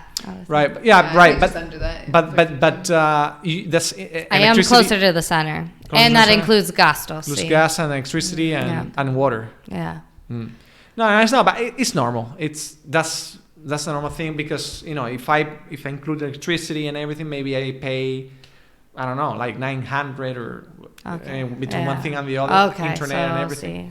So yeah, but for me it's perfect. Yeah, it's nice. It's not too much for me here. Like pero this. Me dijiste que tú trabajas hasta, no sé, a la 9 hasta 6, ¿verdad? Y tienes una... I got a schedule. Sometimes it depends, like, you know, this week has been crazy, for example. Así que tú sientes que estás en un rat race un poco, o no sé, porque a mí es muy parecido.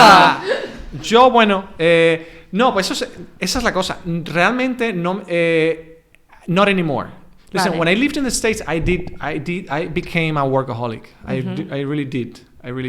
Because I was a teacher, but then I got in sales. I started selling. I sold TEFL courses. I sold the courses for Americans like you.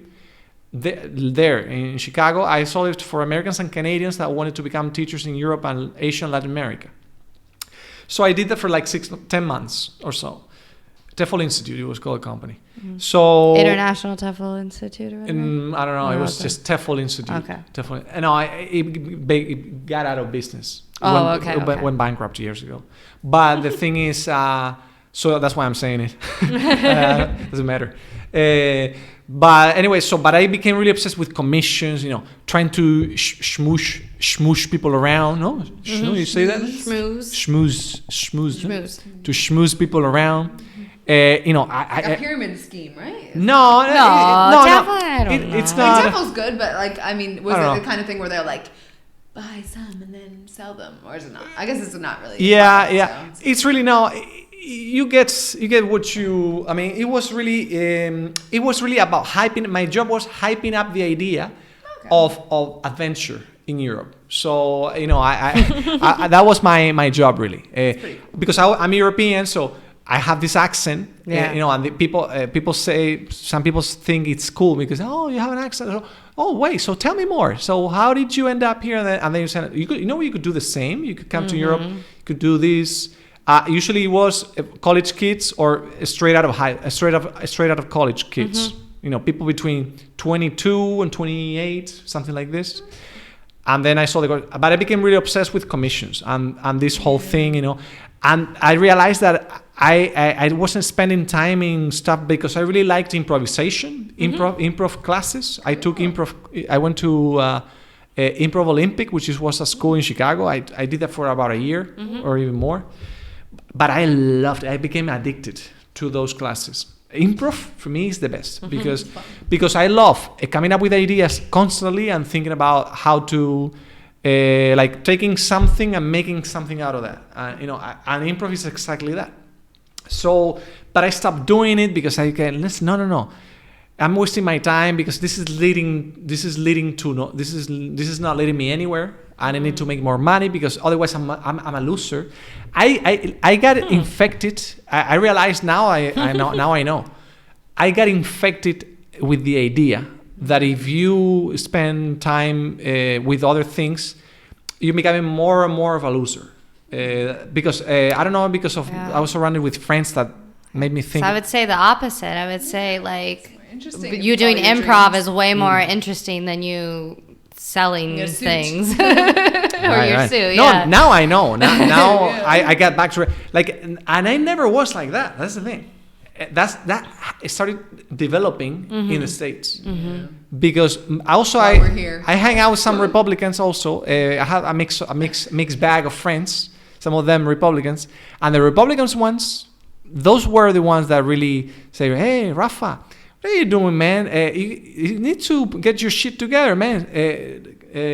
Get your focus more on job. Once you get more money and you really know what you're doing in your life, then you can start doing other stuff." When you're 60. Exactly. They say, "Listen, no, I want to live now. I need to find the balance." Muchos no me entienden, Yeah. pero... Por eso ahora, para mí ahora mismo es perfecto. Se lo decía yo a Megan otro día. I was telling her.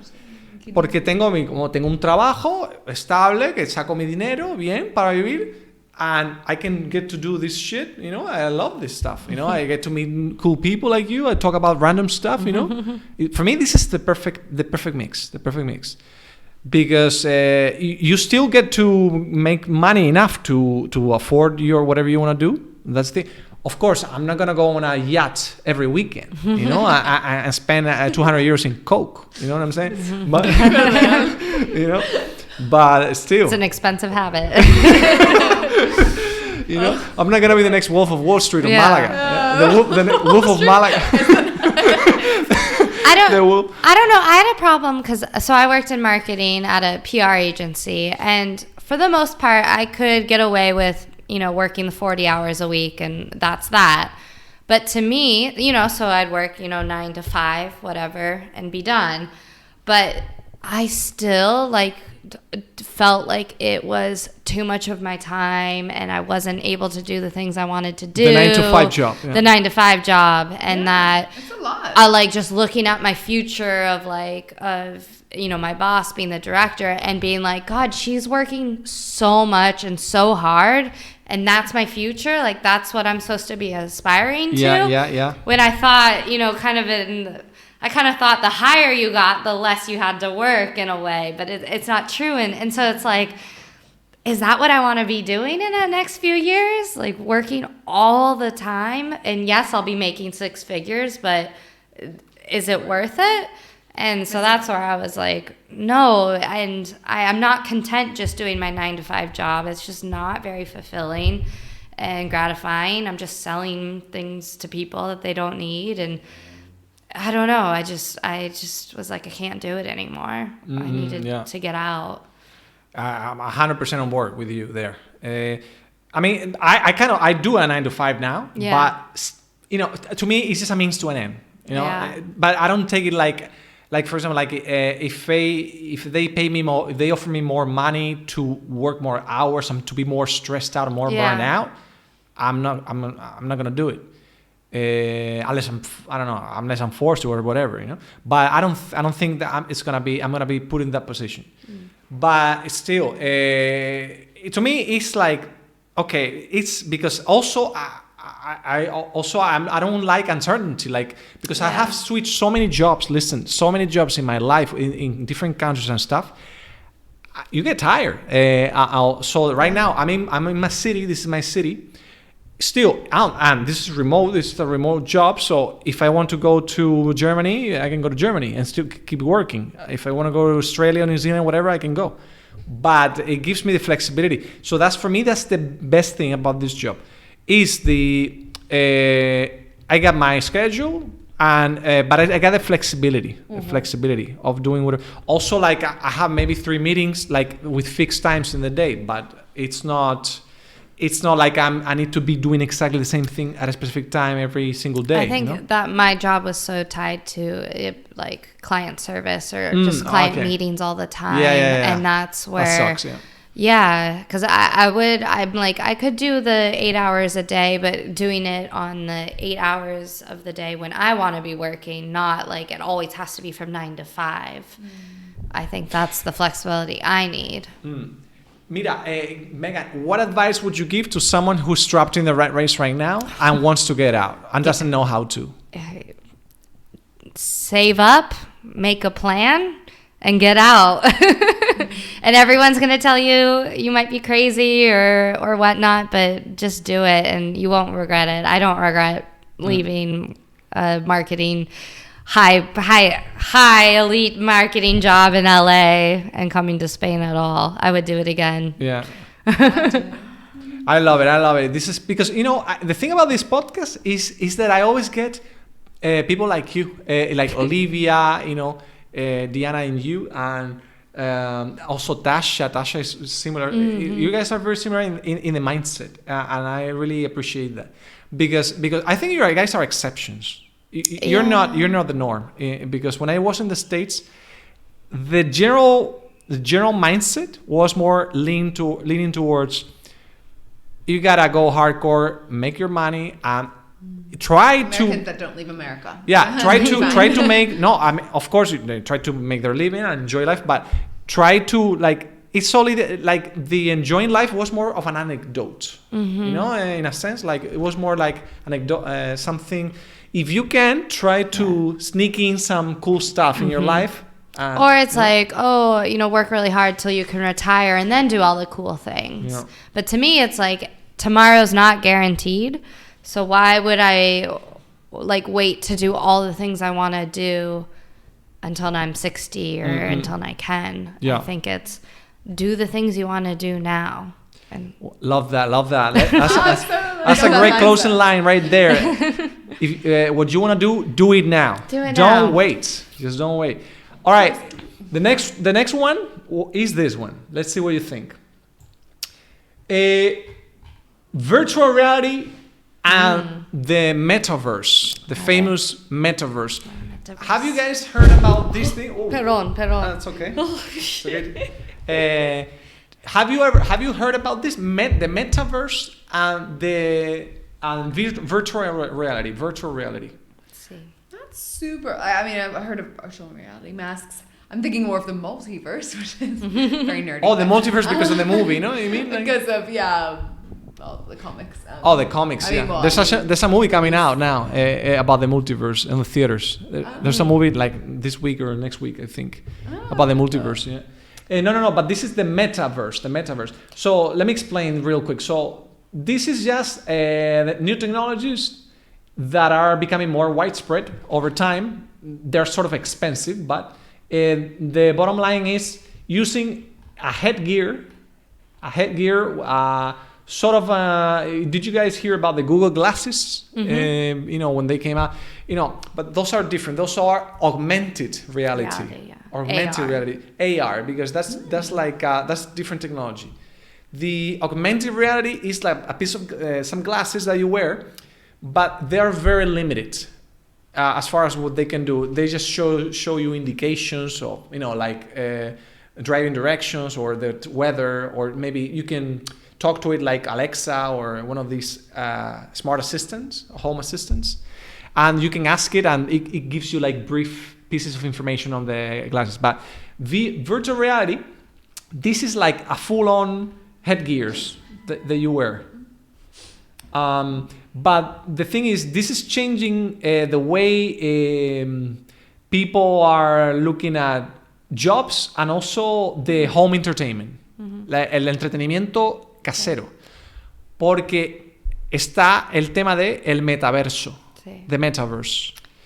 Y este es muy popular en el mundo de marketing, para estrategias, ¿no? Para market cosas en la metaverso. En el metaverso. En el metaverso, sí. Pues el metaverso, mirad, ¿dónde tengo aquí? Tengo aquí esto que te quería enseñar. El metaverso es básicamente, it's like what they call to the whatever you can do in this world, right? In this virtual world. But apparently, at the beginning, they were thinking about it as like a gaming place, to game or to play games. It's like the same way you plug in the video game console and you play Mario Kart or whatever. Instead of just that, it's meant for people just to hang out, maybe learn stuff. Hubo conciertos, live concerts. Hay como live concerts. You can do meetups with a bunch of people with their own virtual reality costumes, and you can just talk to random people in the other side of the world and just hang out for the whole day if you want with your headset. The cool thing is it's all 3D, You can move around and you can feel like you are there with this person. But it's a representation of that person. It's not like the actual image of the person. Oh, como Ready Player One? Yeah, exactly. Ready Player One is the perfect example. Okay. It's the perfect example of that. So, yeah. ¿Fue realidad? Actually, yeah, that's a cool thing that we could talk about is Ready Player One, because that movie is a perfect example of how this whole thing could end up how this whole thing could end up. It's because if this keeps becoming more complex and more advanced, and all that stuff, then people could end up literally trapped in their apartment with a piece of headset, doing stuff, but you never leave your apartment because Black Mirror edition. Black Mirror edition. That's gonna be PALIQUEO CRIB Black Mirror edition. With your headset, you're ordering food to bring it home. You get a bucket. You go to the bathroom, whatever. Listen, there's so many. Listen, there's so many videos of people that do these experiments where they wear this headset for a week. Wow. Just to see how it feels. And it's I don't know, it's crazy because they say that it's really addicting. It's really addicting to be there and ready. Incels, ¿no? Yeah. Porque tienes mucho más control, ¿no? Claro. Sobre tu propia vida, y así que. Exacto. El control is key there, porque el control, lo que pasa es que es la flexibilidad, the flexibility that this world gives you. ¿No? Te da sí. Como, claro, tú tienes, vamos a ver, tú estás en Málaga. What can you do? You can go to a bar, go to the cinema, la playa, maybe no tienes que coger el autobús. Claro, there's a concert maybe once in a while, but there's not too much going on. But if you're on a metaverse, you can choose like completely different stuff every single day, and change the background, change whoever you interact with, So, and also it would be free at the beginning, but then the companies would start charging for stuff. Right. They're even they're starting to sell clothing for your avatar. Wow. You could be in like Louis Vuitton. Like a skin.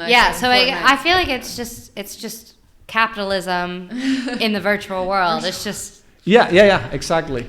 And it's not going to be any better at the end of the day. Yeah.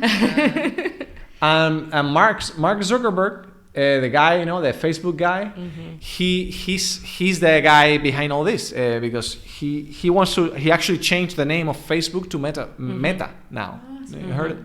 So he wants to be the main, the main pusher, driver, the main driver of this whole thing. I thought he's kind of like floundered though. That's he's kind of he's doubting now. Not it's not going as well as he thought. It's not going. It's not going because he wants to push it faster than the adoption rate. Than the adoption rate. Yeah, that's a problem. Because he thinks we are at a good point to start start selling stuff on the metaverse, and it's going to be willing to spend a bunch of money on these things, but we're not there yet. We might be there in a couple of years, maybe. A mí qué triste para, no sé, tú puedes viajar a Finlandia en el metaverso, pero es como, y no vas a hacer en la realidad. Claro. Real, no sé. Es triste, ¿eh? Esto es tú puedes usar este dinero para hacer cosas de verdad. No sé. Claro, y eso también lleva al tema de todo esto del virus, del pandemic, and all this stuff, these lockdowns and stuff. They say that this metaverse thing is going to be like the perfect alternative. When if any of this happens again, everybody is not gonna. Yeah, let's touch on no, por favor, no. I mean, that makes sense. If we were all in lockdown, sure, let's go to a virtual bar. Like now we can go to an actual bar. Let's just, or we can go to Finland. So sé que es a privilege. So what do you think about people that spend most of their waking hours doing this? What do you think? Diana or Megan? I'm worried, right? So you think es preocupante, ¿no? ¿Tú crees que es preocupante esto, no? Porque no tenemos Megan dice que es triste. Y tú dices que es preocupante, ¿no? Que me preocupan si no están viviendo en la vida de verdad y si no están experimentando todo para sí mismo en realidad. Claro. Y falta cosas que puedes experienciar en la vida real, como los olores, Sí. El tacto. El tacto. El gusto. Sí, los 5 sentidos, Sí, ¿verdad? sí. Se falta cosas, solamente es con oído y vista. Claro. I watched a video where they did something, apparently that is very limited. They put a sensor. I think you take a pill or something. It makes it so you take a pill that kind of prepares your tongue to be more sensitive towards a specific combination of chemicals, whatever. And when you eat something that comes with the video game, you can identify exactly the taste, and like you taste exactly what you're supposed to taste with that, but you need to take a pill for that. But this is like really weird. This is like really experimental stuff, you know? Yeah. But yeah, obviously the main senses is vision and listening. Yeah, es muy limitado, la verdad. Es muy limitado. Pero que... Y al final hay las mismas barreras sí. Barreras que existen en la vida real también al final. Claro. Que dinero y acceso y no sé. Claro. Bueno, dicen que sí, que el tema de servicios sexuales por metaverso, dicen que, claro, that's gonna be huge too, because... Porque, claro, cuando en el momento, si tú implementas algo de tacto, o sea, something like related to touch, imagine people would lose it with that, because I think people would stop going out and hooking up, you know? Which is very sad. There's already the problem with watching too much pornography and not actually being with another person. So... Claro, mira, justo era lo que, bueno, no era eso exactamente, pero el siguiente tema que está muy relacionado con eso, que es esto. Sex dolls. Sí. Sex dolls. I looked and there was nothing too naked, so hopefully we won't get bad. ¿Hay sex dolls de chicos? Sí. Okay. De hecho... Pero obviamente porque sabía, I knew los hombres. Yo sabía, I knew that was gonna be the first thing coming up. And there is some, but the thing is, I cannot show it. Vale. Hay sex dolls, the male sex dolls, but pero I cannot show it now because obviously the first thing they show is the dick. Vale. So obviously I cannot show it. But you get the idea. It's a very realistic... Very realistic proportions happening. Well, no, yeah. This is exaggerated, right? Pero bueno, el tema de las sex dolls, what I wanted to discuss is this. ¿Cuántos son? ¿De 1,000? ¿1,000,000? €1,000. No, sí. Valen 2,000, 3,000 euros. 3,000, vale. Depende del modelo, pero aquí puedes mirar de todo tipo de modelos y de cosas que tiene, ¿no? Luxury agency. De lujo, Uy. Pero tenía aquí otro, espérate, a ver. Tenía aquí otro que era esto. Men starts dating sex doll after fiancé leaves him and even introduces her to his mom. Esto es, bueno, pues es un tío, ¿no? Que dejó a la chica y estaba desesperado y se compró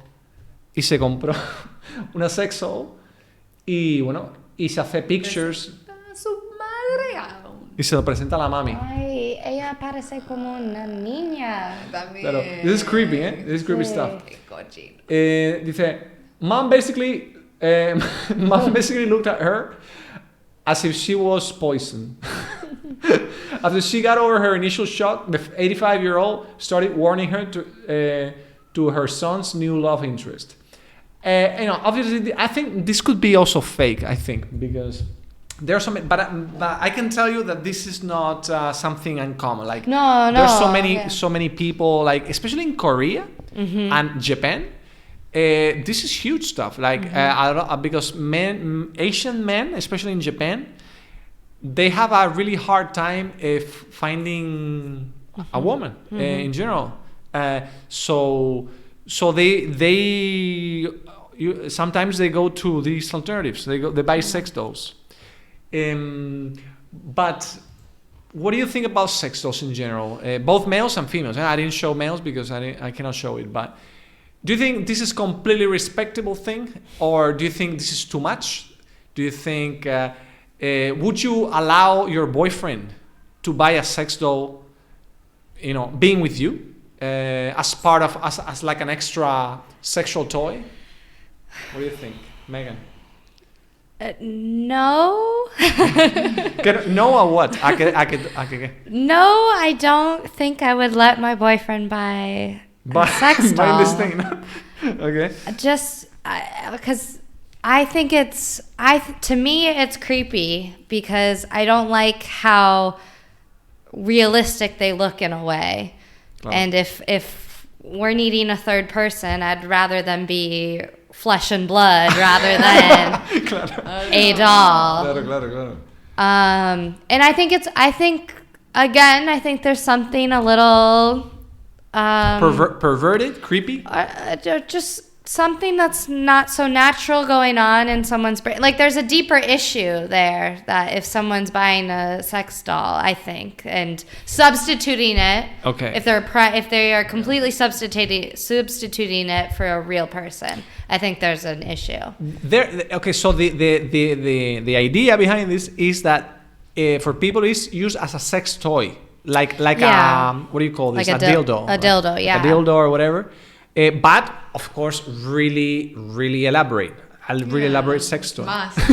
Muchísimo. Muy caro. Pero fíjate, y después está el tema de la objectification of women and all that stuff. Sí. Because look at this, you can decide the height, the hair color, the type of body. Sí. You can customize. You can choose an African model, an Asian model, European, Latinas, whatever. So some people complain that this is like too much because this is like a really extreme scenario of objectification of women. Well, and there's some people that really think they are a person and talk to them and have conversations with them, and to me there's something wrong with their brain a little bit. Right. So bottom line for you, this is like if you go to this, you have some deficit, some emotional deficit in your life, no? Something that you're missing out on emotionally, I think so. ¿no? I think so. ¿Tú crees que sí, no? Sí. ¿Y tú qué opinas, Diana? Sí. Completamente, ¿no? A mí no sé mucho de esas cosas, pero crees que es What's your gut la persona de verdad, ¿no? Claro. Y alguien tiene que limpiar muñecas. Hay que pensar en esto, ¿no? Claro, limpiar. Claro. Bueno, escucha, es que I researched this a little. Yeah. And listen. ¿Quieres comprar nada? Yeah. No, I'm not gonna spend this. No, that's crazy. That's too crazy. But listen. This is crazy stuff because they sell models with removable vaginas so that you can clean it easier. Easy cleansing. Easy cleansing. So it's like, how do they talk? Like, do they No. No. They don't talk or anything. So you just It's a straight up plastic. They say the material is kind of like what do you silicone, call it? right? Yeah, silicone.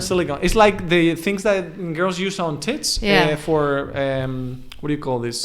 Breast implants. Okay. Yeah. So it's sort of the same material. It's only one part of it. Like you need the physical, but you also need the the personality of someone, and you need that. Like, there's a lot of different ways to be compatible with someone, and I feel like just having the physical is not enough.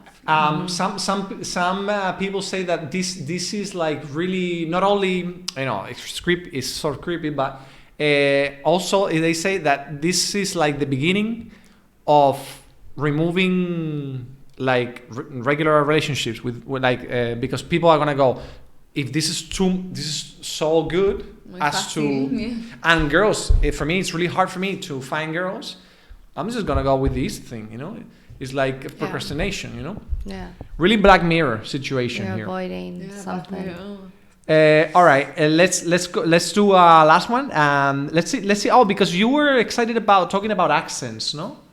Sexiest accent. About accents. Mirad, ¿cuántos países, Diana, cuántos países de habla hispana existen, crees tú? Yo que lo leí, había 25 algo, creo. Sí, algo así. Around 20 something Latin, Spanish speaking countries. ¿Y cuántos países cuántos países de habla inglesa nativa existen, Megan? ¿Cuántos países de habla inglesa nativa? O sea, native English speaking countries. There are 5, I think, no? I was going to say 5, yeah. 5 que son, ¿no?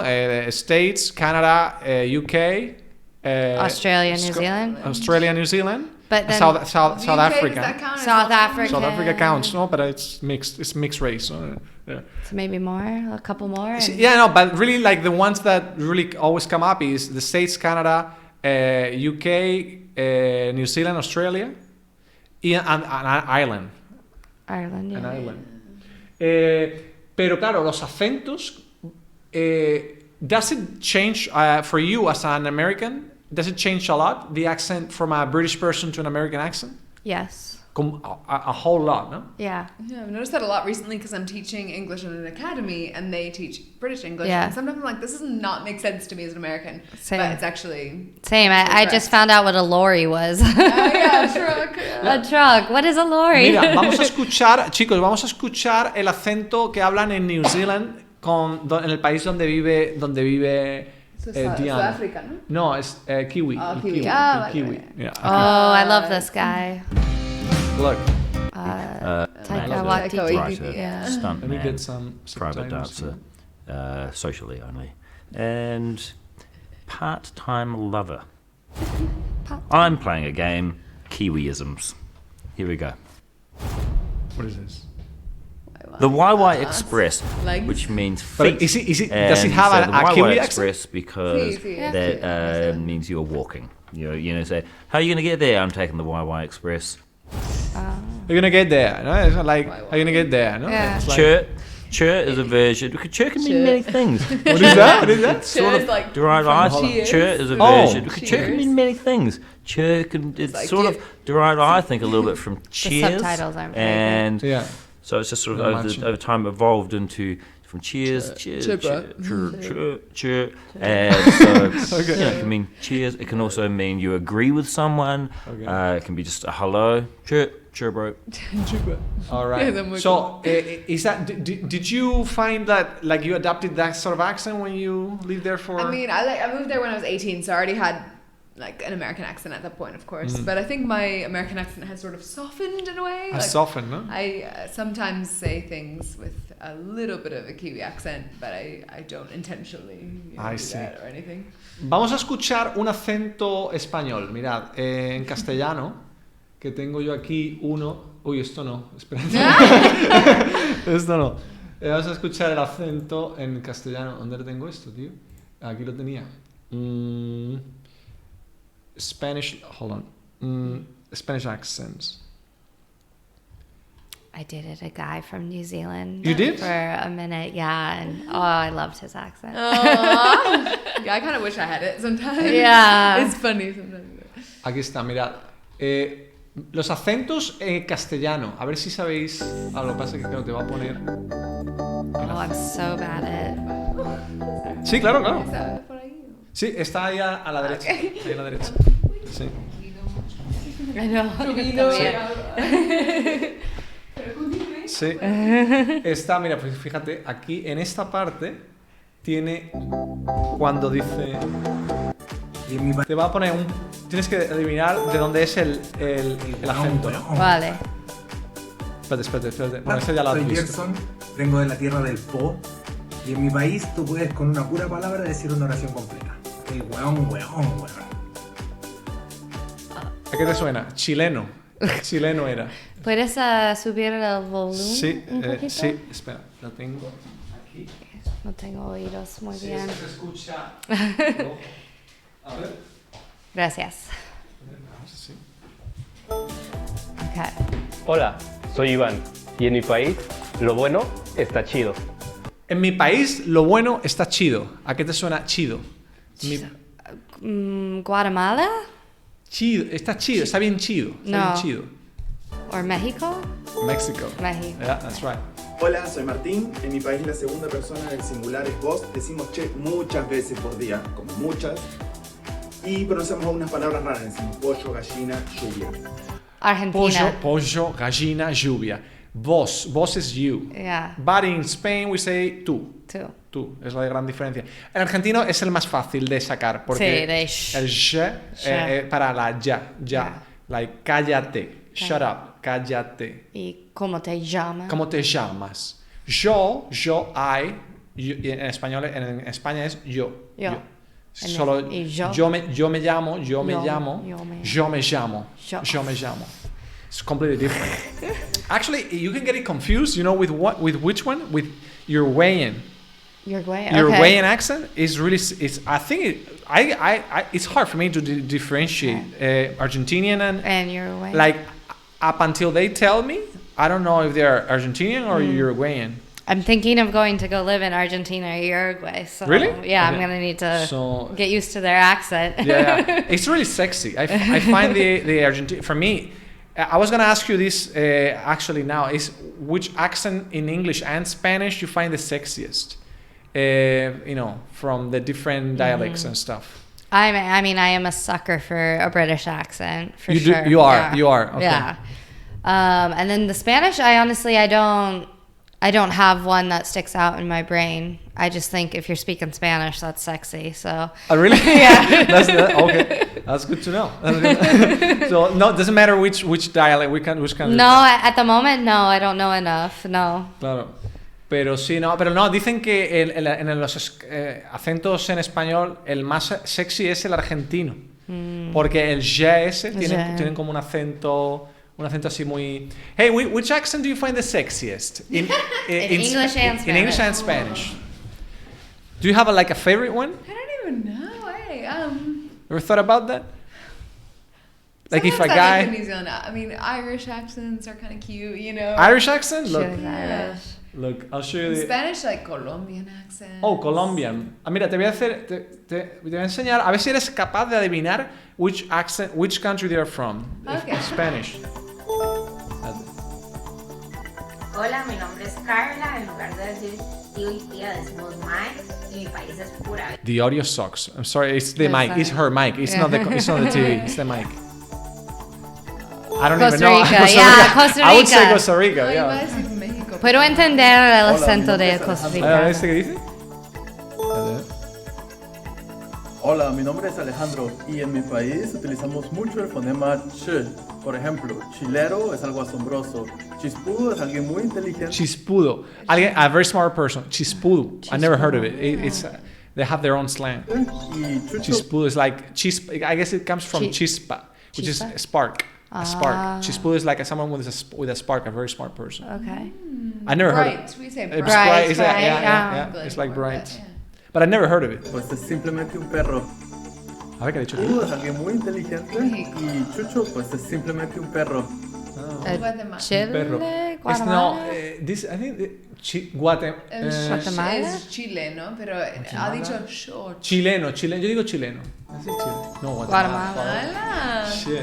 Hola, mi nombre es Isabela. Y Debe tener medio castellana ya. Pues, iba a decir que mi primera cuidadora de niños, cuando Claro. tenía 3 años, era de Guatemala, así que... Ah, es verdad, lo dijiste, como, sí. yeah. Dice que she's been learning Spanish since she was 12.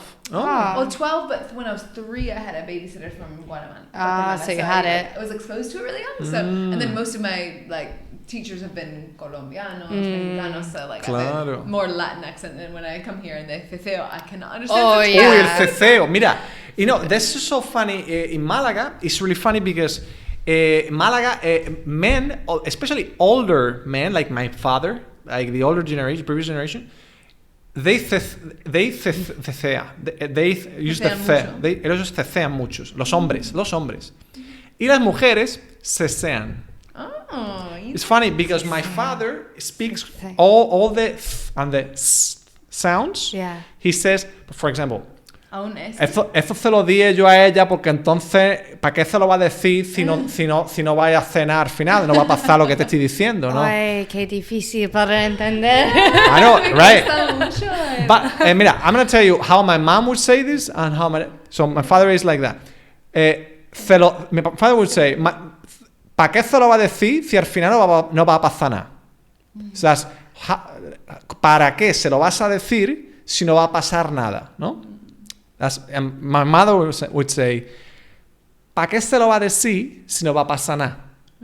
Algo así, como tu madre. Mira, el otro día se lo dije yo porque entonces ¿para qué te lo va a decir tú así? Entonces eso no es la manera, se pone a decir like this, ¿para qué se lo va a decir? Entonces se lo dije yo, ¿para qué se lo va a decir? My father would go, eso para qué se lo va a decir tú, eso no va a hacer, hombre, que no va a hacer, que te lo estoy diciendo yo, hombre. El otro día se lo dije yo, que no pasaba. Mamá would go, pero Rafaelito, pero si esto no es así, ¿qué es lo que te pasa a ti? They go like this, y has crecido con una and the face, you gotta go with the face, ¿no? Because in Malaga, people is really expressive like that. Especially women, they use their hands the whole time. Yeah. Ni bolígrafo ni lapicero. Aquí es. Uy, ¿este qué habla? Hola, mi nombre es Isabela y aquí no es ni bolígrafo ni lapicero. Aquí es esfero. ¿Cómo? Esfero, es que no me entero. Es que the audio, the mic they use is horrible. Lapicero, tal vez. Bolivia. Yo digo lapicero. Colombia. Hola, mi nombre es Cristian y vengo de un país en donde una sola palabra sirve para miles de vainas. Qué buena vaina, chicos. Vaina. Vaina, colombiana. Colombiana, eso es colombiano. Pásame esa vaina ahí. Pero ha cortado esa palabra como en andaluz. Yeah. Colombiano, eso es colombiano. Pues Venezuela. Hostia, la vaina, tío, la vaina. Claro. Yo pensaba que era colombiano, tío. Espérate. Y en mi país. ¿Qué dice? Parece ¿no? Hola, mi nombre es Brigitte y en mi país usamos la palabra ñaño para llamar al hermano. Para la Por su Hola, soy Ana. ¿Y este qué? Hola, soy Ana y en mi país fliparíais si al salir de cañas acabáis liando la pata. Está en España, está española. Está española. Hombre, salir de cañas. Salir de cañas. All right, yeah, I think we're gonna leave it here. I think we covered quite enough today. So unless you wanna go, you wanna do another one, or are you in a hurry? No. You good? Vamos a... Bueno, entonces, espérate. Entonces, os voy a enseñar los ingleses porque Wait. ¿Qué es tu acento favorito de... Eso. ¿O es Irish o de...? Yeah, I mean, Irish accents are cute. Like, I mean... Irish, yeah. I like Kiwi accents most of the time. There are some pretty weird things they say sometimes, yeah. Irish here. This one.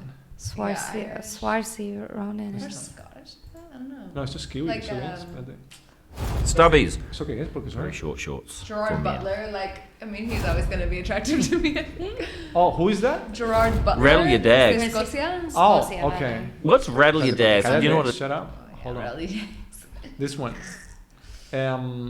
What was the Irish one, man? Here. La primera. So it's Irish, but it's Americans love Irish people. And we Even love the way you said that, it sounded very Irish. Did it now? It did, yes, it did. Yes. Not bad with the old Irish road. Not bad with the there, Irish Stephen. accent, am I? Could you teach me to do a real Irish accent? I could try. I could certainly try. I could try. It could be a challenge. It could be a challenge. Well, we'll give it a go. It's your show, so you can do whatever. It's your show. It's like it's your show. No? It's like letting it go. No, it's your show. Your show. All right. Give me a shot. Give me what's up. Tías irlandesas y hablan. ¿Tú tienes aunts irlandesas? ¿Tías? Aunts, yeah.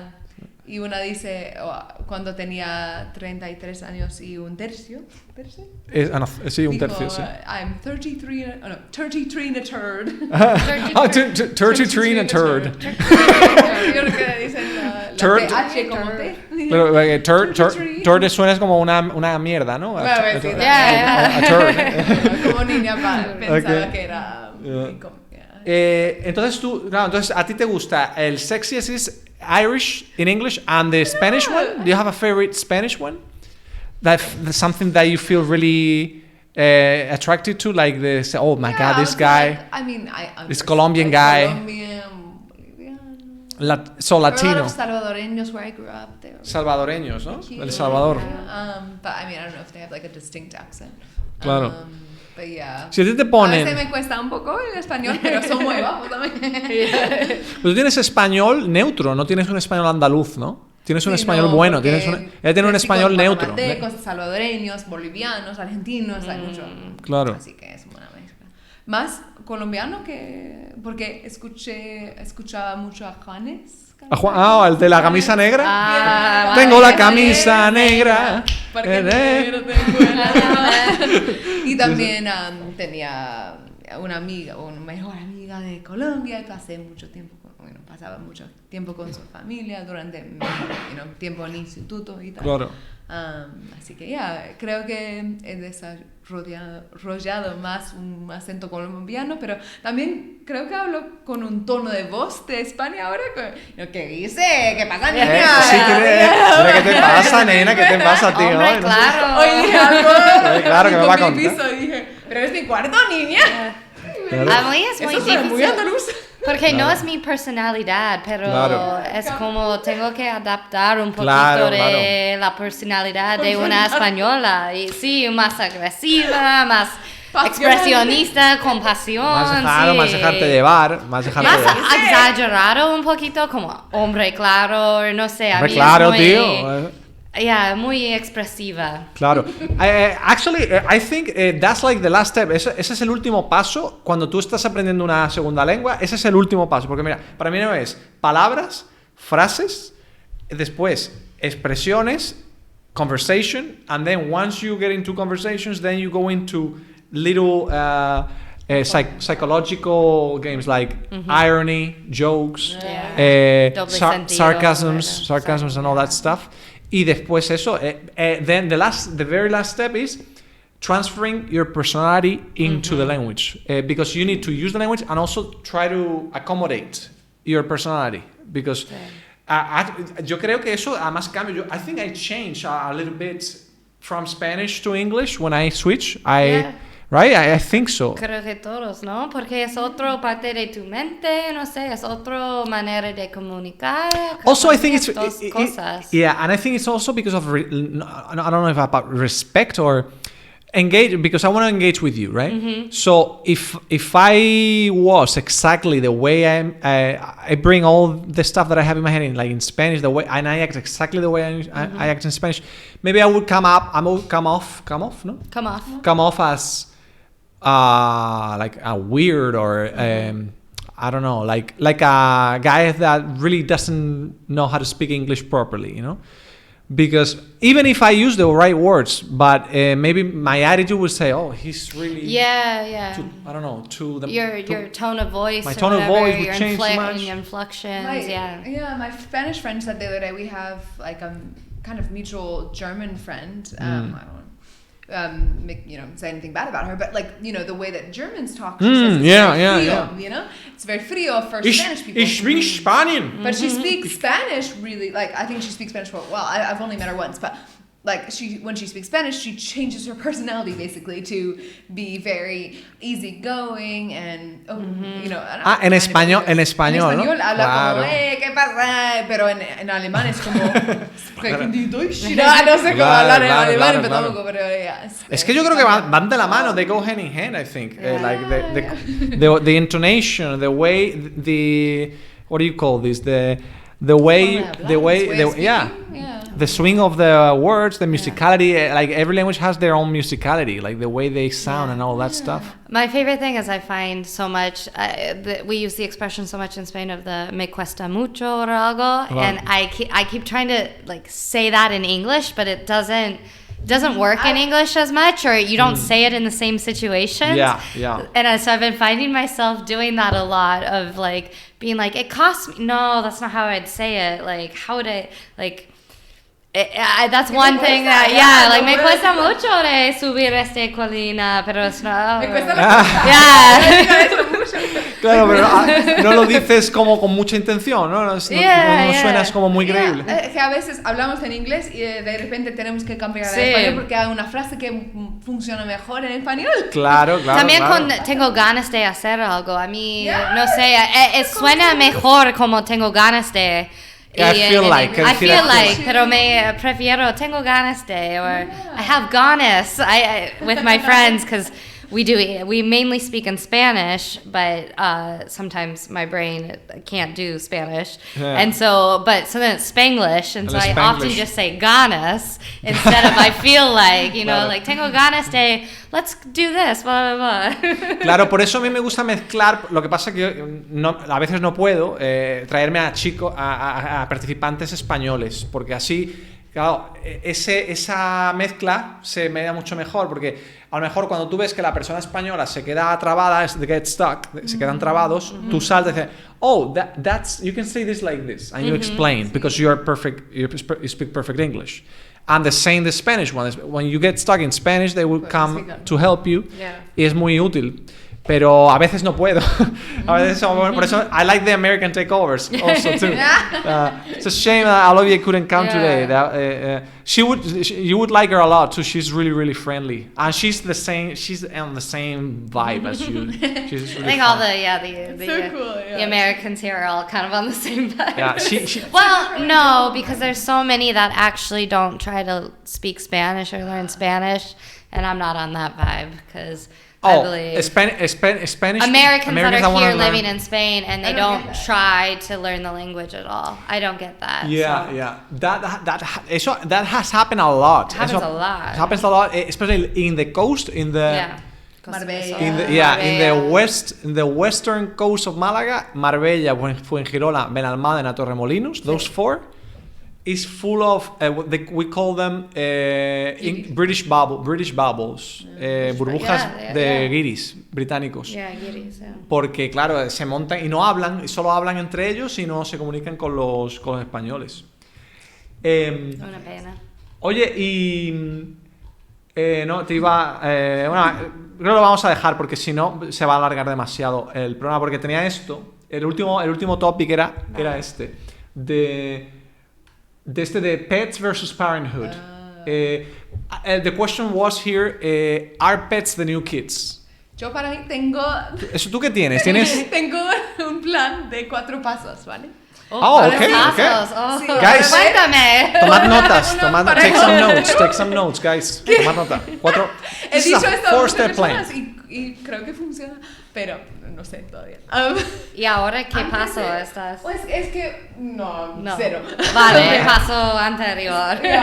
Si tengo una pareja, una pareja. Sí. Una pareja un día, quiero primero comprar una planta con ellos. Criar una planta juntos, y si podemos mantenerlo viva, después compramos un gato. Adoptamos. Un gato y adoptamos. Puedes comprarlo, pero...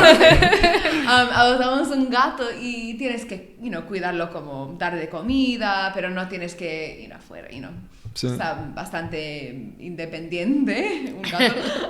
Pero después un perro que, cuesta más, tienes que salir a... How much time does it take every stage of the process, like the plants? No sé. Un año. 6 months to a year? 6 meses. Per stage, Puede per ser, period, por ejemplo, okay. hasta un año. Después, si podemos hacerlo todo, estamos listos para tener hijos. También quiero casarme y tal, pero otra cosa. Vale, entonces sería un año planta, un año gato, un año perro y un año a los 4 años te casas. A los 4 años So it's a 4-year relationship, ¿no? It's a 4-year... A mí no me ha pasado todavía. Pero lo he dicho a mi primo, que es más joven, pero en Nueva Zelanda se casan más antes, ¿no? Claro. He dicho esto a él y su novia, y 2 días después o algo, ese mismo fin de semana, cuando estaba por ahí en su zona, compró una planta y lo publicó, o la novia publicó esto en su historia de Instagram. Estaba la otra prima y yo, mira que han comprado una planta. Claro. Después de un mes, se compraron ya un gato. Ay. Y creo que están siguiendo mis pasos. Sí, oye. Empezando algo, no sé. Oye, no es mala teoría, ¿eh? No es mala teoría. Eso es buena hipótesis. Creo que puede funcionar no lo he intentado todavía, pero... tal vez un cactus primero. Pero otra planta. las mascotas no son los mismos de niños para cuidarlo. Pero es un paso.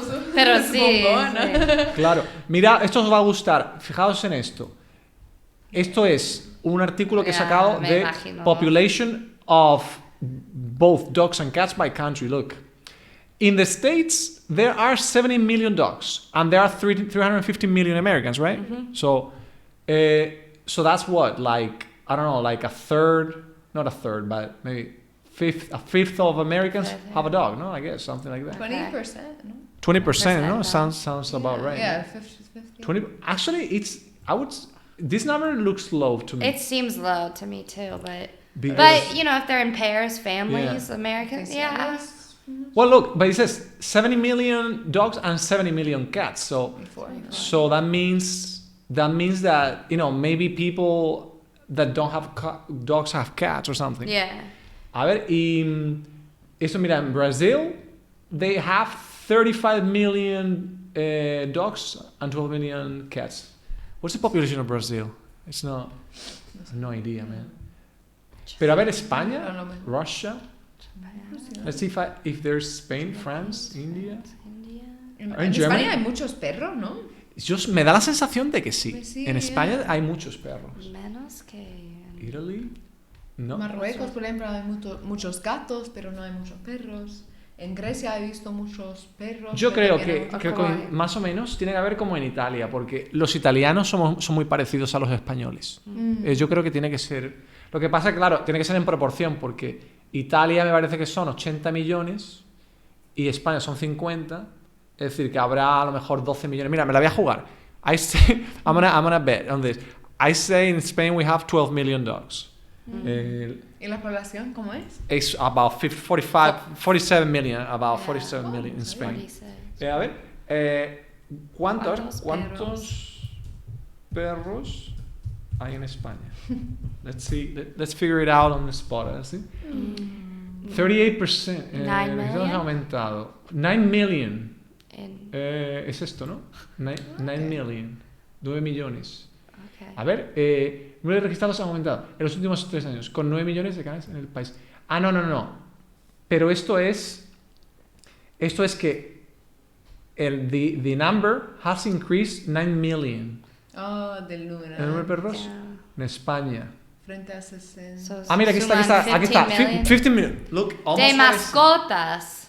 ¿Es solo perros? 15 millones de mascotas frente a 6 millones de niños menores de 15 años. Vale. ¿Qué? Esto significa, do you understand this? So, No. in Spain there are 15 million pets, but only 6.5 million 15-year-old kids. 15 or younger. Yeah. So there's pretty much saying that there are twice as many pets than 15-year-old kids or younger in Spain. Yeah. Pero sí, yo creo que en España nos encanta, a la gente les encanta los perros, yo creo, en España. Yeah. Yo nunca tuve perro. I never had a dog. I don't know. I like dogs. When I hang out in my friends' places or whatever, in an apartment or whatever, and they have it, I love being around the dog and playing with the dog. But I don't know. I just never thought of having a dog. I would want a backyard with a dog.